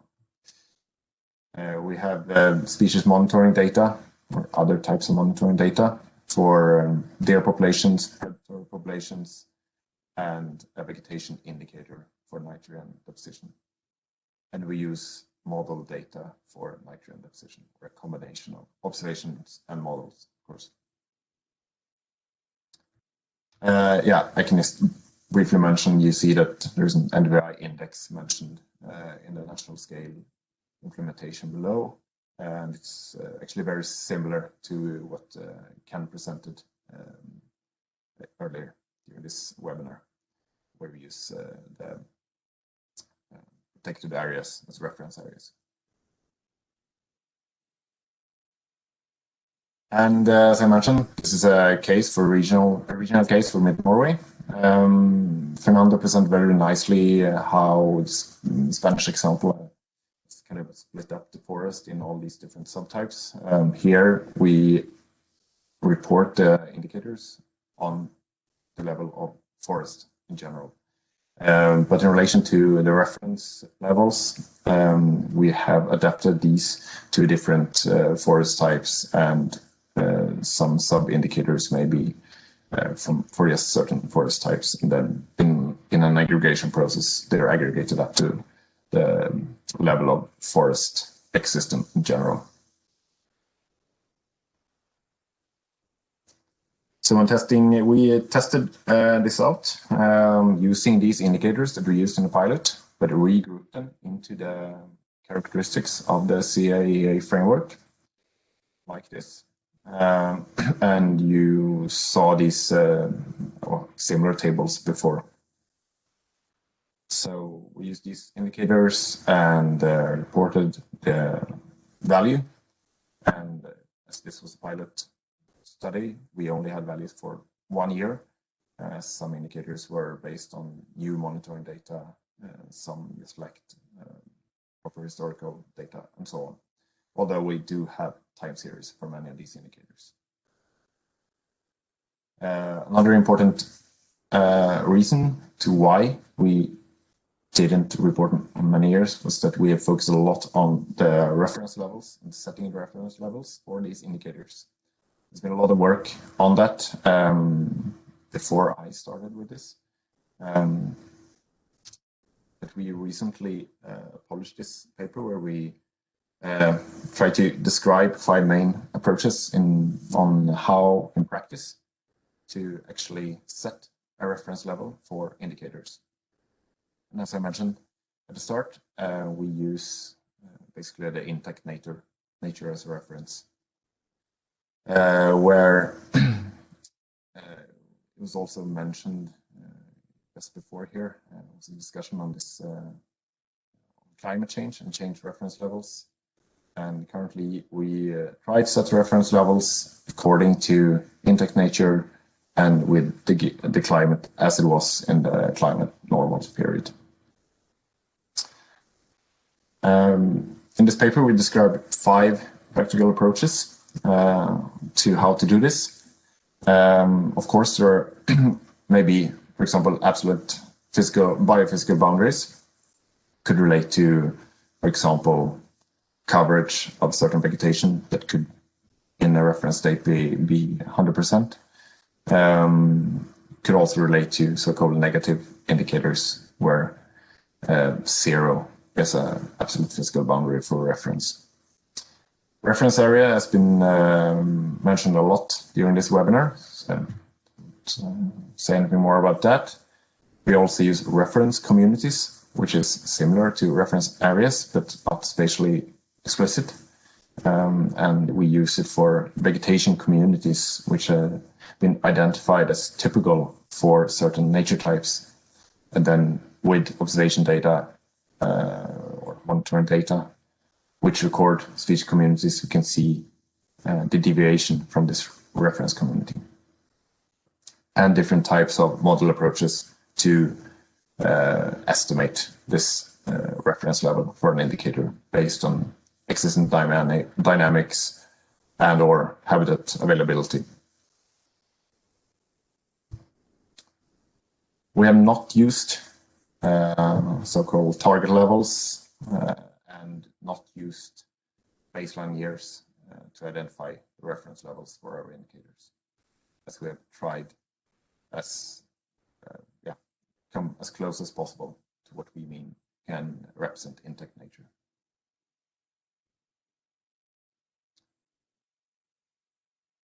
And then we have done a lot of work on, well, we haven't come so far in this first point here, the degraded system. That's, well, what identifies, is it identified as a 0 on a scale for the scale indicators? But we have done a lot of work on the limit value, which we use as a threshold, as an additional scaling parameter. Then there are, of course, several other aspects that you need to take into account. For example, how to treat negative indicators, how to treat two-sided indicators that you have a reference as an optimum, and the indicator can deviate in any direction. And how do you treat that, both as an individual indicator and in aggregation? I will not go deeper into that here, but I will briefly mention some examples.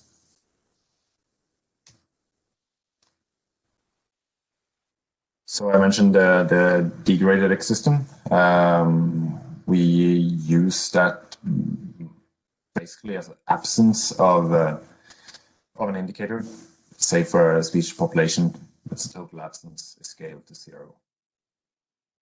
We use this limit value, which is a limit for good ecological condition, and that corresponds well with the World Framework Directive's definition of good ecological condition. So it's not a limit for a function and like a critical threshold in that sense, but it's a limit for good ecological condition. And then the reference condition is scaled to 1. So we've used a scale from 0 to 1 with this additional parameter scaled to 0.6. So using the CAEA typology, we put the variables or the raw indicator data in relation to these reference levels and scale them, and it ended up like this for these indicators, where the limit represents 0.6. Here is an indicator, an example of a two-sided indicator. That's the deer populations indicator that we use for the forest ecosystem here. It's we define it as a two-sided indicator with an optimum, because too many moose and deer will have negative effects on the ecosystem, but too few will also indicate, for example, too high hunting pressure. And the model nitrogen deposition indicator is a so-called negative indicator, where the reference level is set to 0. So 0 nitrogen deposition. We do run into problems to define the scaled 0 value, which should represent a degraded X system. So we have used a pragmatic approach here, and use an extreme value in the data as to define the degraded reference level. And complete the table from stage 1 to stage 3, applying these the CAEA typology on our indicators from the case study. Looks like this. We have not used any specific weight for each indicator. We weighted them equal in this case.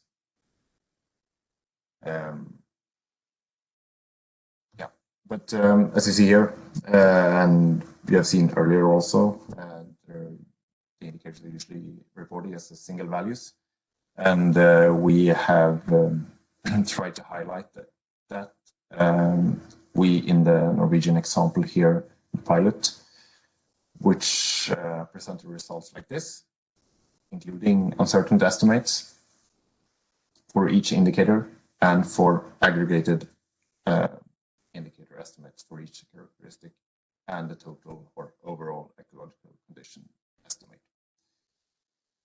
There are, of course, uncertainties linked to each indicator, and then we use an aggregation approach or resample or bootstrap the data. So resample data and to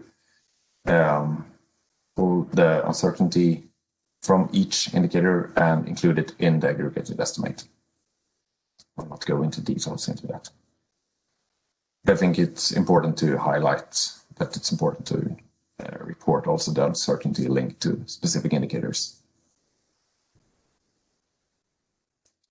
Then in our Norwegian example, we used a flat aggregation approach, where we used each indicator once to calculate an overall existing condition, whereas and each indicator within a class or characteristic once to calculate that characteristic. Whereas the CAEA guidance proposes a hierarchical aggregation approach, where indicators are first aggregated into classes And then these classes are aggregated into an overall existing condition. There are different advantages and disadvantages of these approaches. With an hierarchical aggregation approach, indicators belonging to a class with few indicators will indirectly receive greater weight unless you weight the indicators. Whereas using this approach that we use in Norwegian pilot, classes with many indicators will receive greater weight indirectly.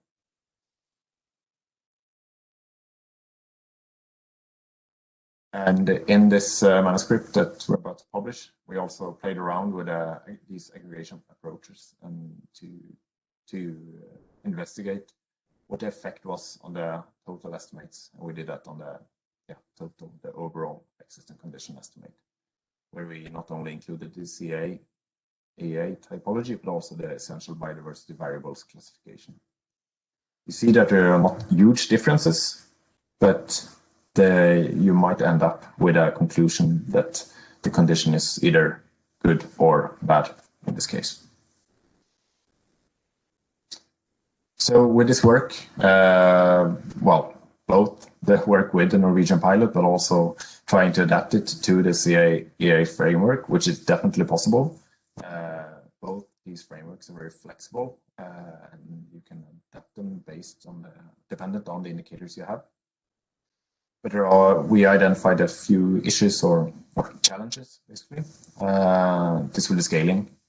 Where is zero? Where is it, or should there be a threshold, additional threshold in between 0 and 1? What types of aggregation should you use, as I mentioned? It's important to catch also the uncertainty estimation for indicators and the aggregated estimates.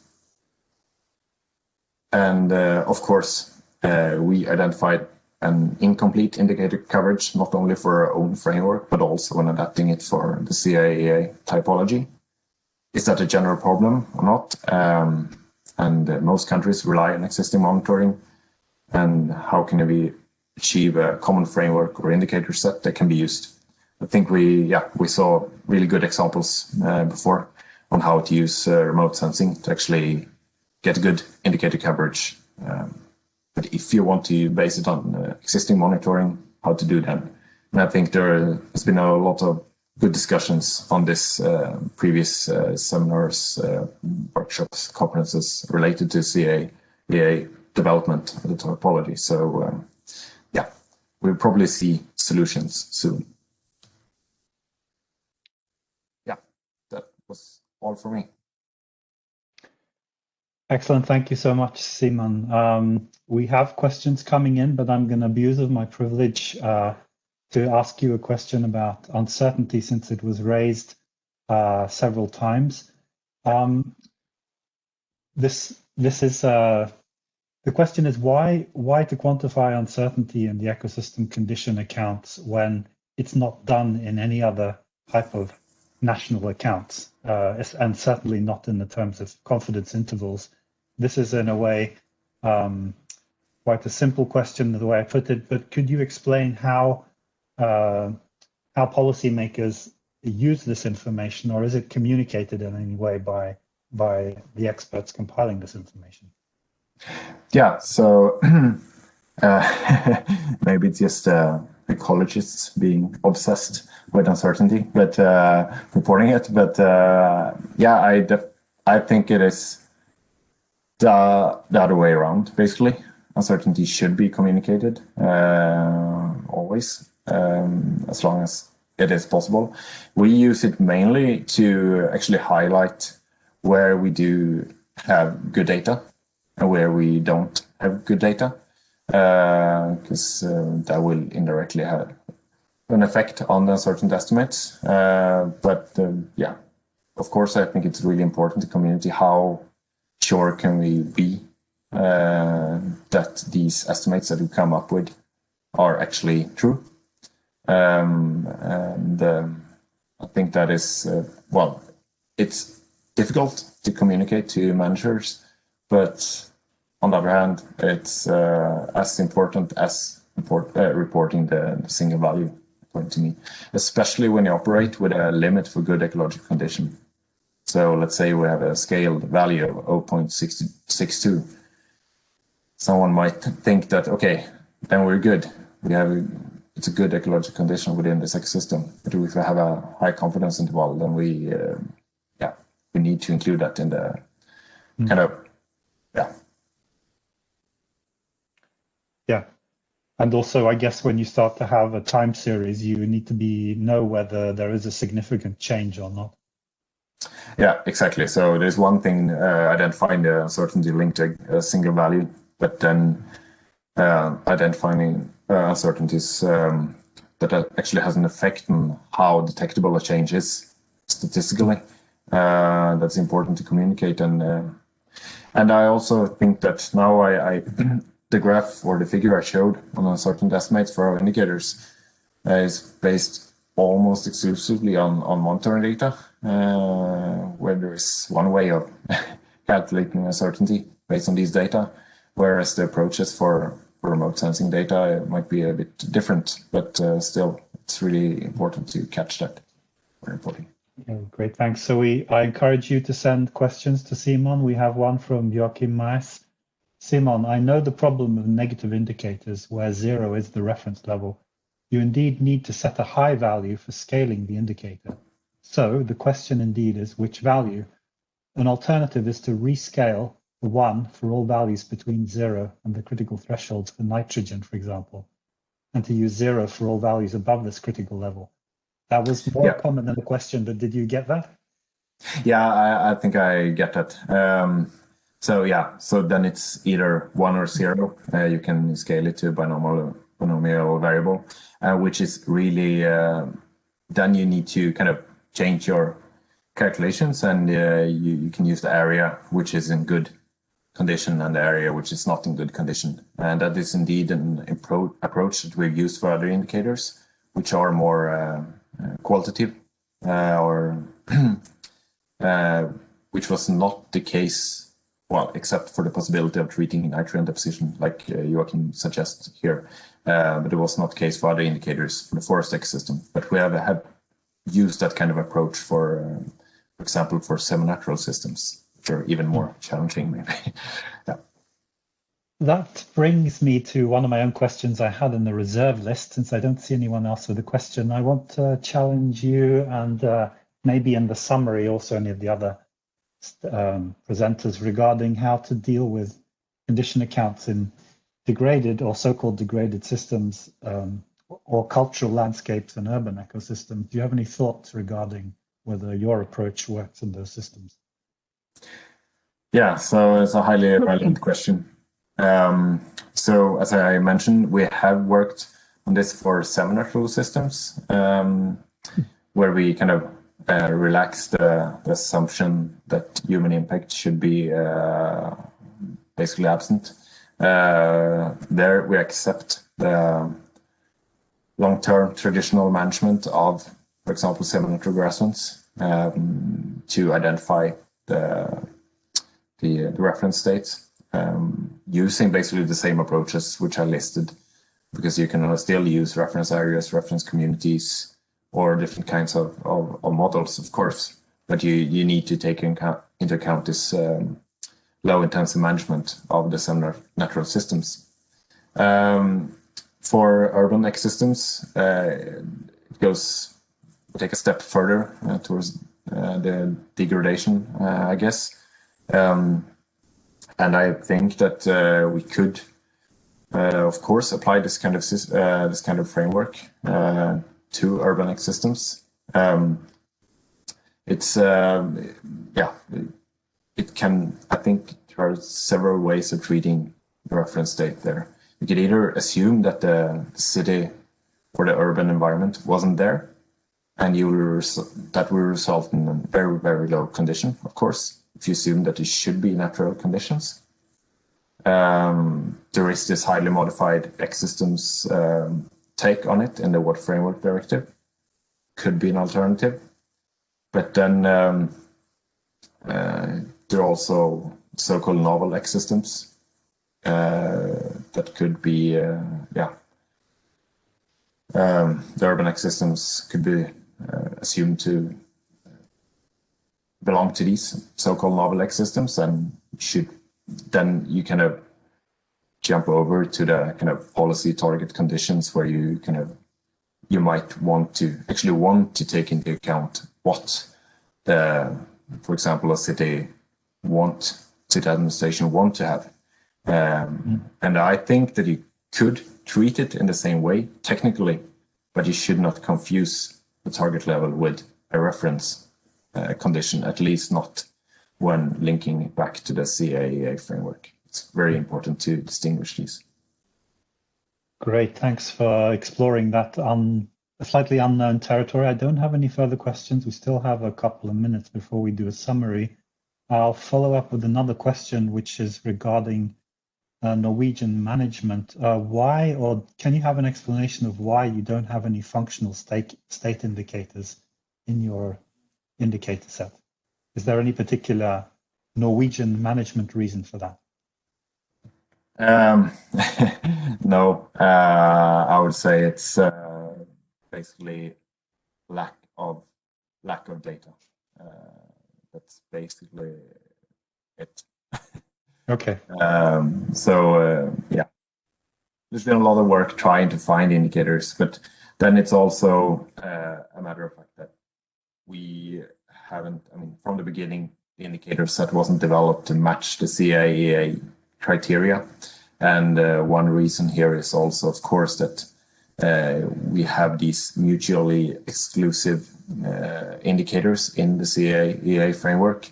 So one indicator should just belong to one class. That's not what we used in the Norwegian example. So that might have ended with us using in there, or we run into problems when trying to just put our indicators in the right class within the CAEA typology. I mean, it's possible and it makes sense, but when we have to exclude some from some classes, we're running problems. Yeah. Okay, thank you so much for answering all the questions and for a very nice presentation at the end of the day. We now have 10 minutes to sum up, and I have some ideas, but I don't want to be the one to have the final word. I'd also ask Fernando if he'd like to come in after I do a small summary, as he is one of the lead organizers of the meeting, if he wants to add something. From my own side, I'd like to thank all the presenters, and a few takeaways, personal takeaways that I have is I found it quite striking and interesting that there's a conscious strategy to develop indicators which are not instrumental. If you're new to ecosystem accounts, you might be forgiven for thinking that all the information, all the core accounts are leading to ecosystem service computation and monetary value calculation of ecosystem service flows and assets. But it was very interesting to learn that there's a conscious strategy to explicitly pick indicators that don't have an instrumental purpose, and to some extent then to diversify the information base which managers can use to make management decisions in a kind of an indicator dashboard kind of thinking, instead of everything being channeled towards monetary valuation. So I think that I found that very interesting, and that might also be something that could be a policy message that could be continued to be explained to policymakers who might have misunderstood that ecosystem accounts being focused, or rather being within the system of national accounts, are focused on doing something monetary. So this is, in some ways, to me, an unappreciated aspect of the CAEA, which could be continue to be communicated the way Joachim did.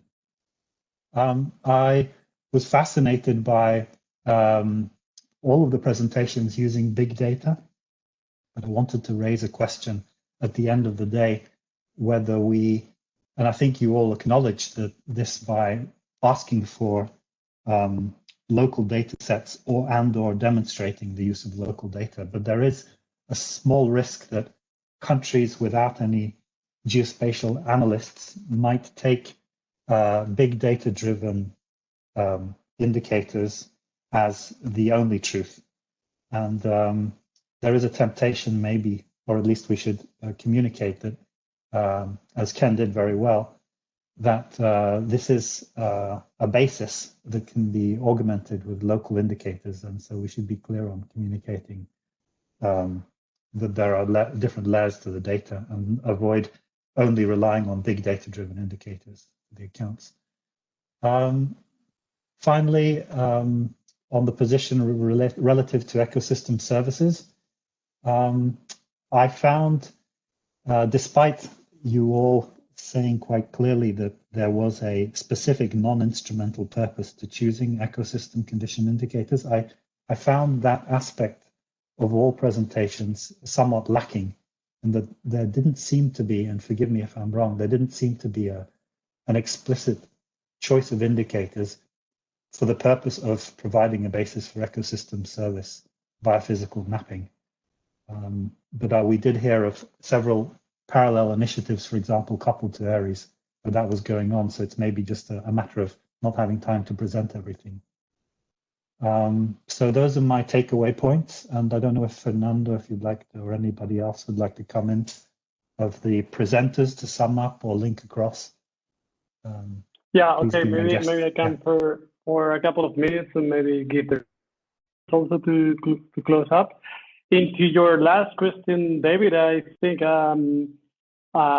this conceptually how ecosystem condition, at least in the CIA framework, is developed, is that although the condition account has this instrumental perspective, but it is designed in a way completely independent from the ecosystem services, which I see, for instance, are very good, because the whole system has to rely on how ecosystems are changing, in which conditions are they, and how these changes and conditions change the assets can affect or not the ecosystem services flows, which for me is quite interesting to see how these changes is affecting the services, but this will come in a further stage of the analysis. So it is not included in the methods to design the condition accounts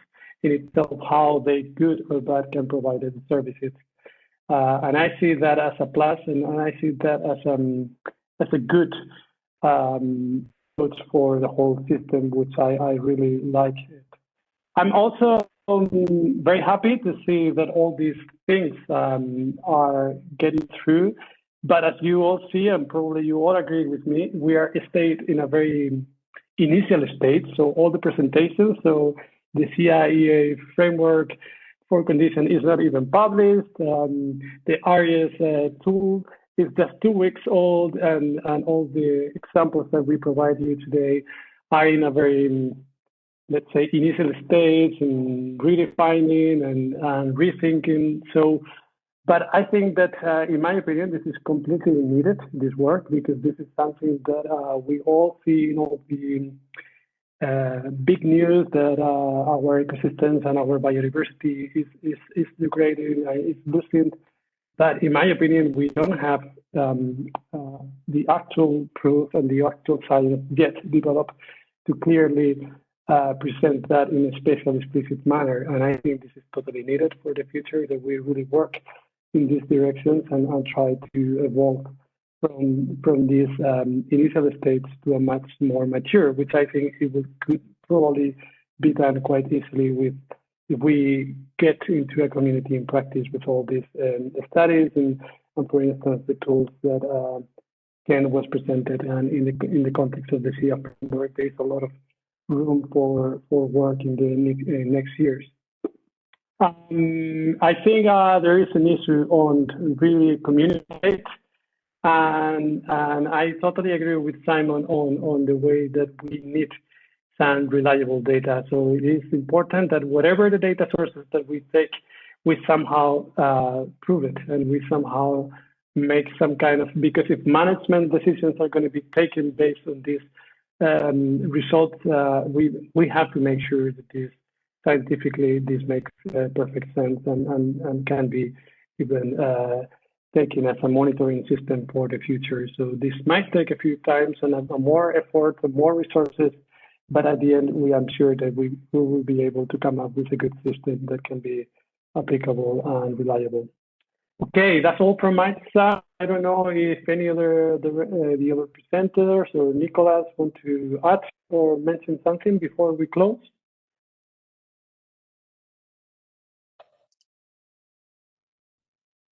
Well, I think I can conclude by thanking everyone for joining us on this webinar. We had very interesting presentation and very interesting talks. And then I wish everyone very nice Christmas and end of the year celebrations. And hope to see all of you again for our next webinar, which will be on the 11th of January and on ecosystem services accounting. So we will post soon the link to register to the webinar on our website. Thanks a lot to all for joining. Thank you so much. It was a great day. Bye-bye. Bye. Bye-bye.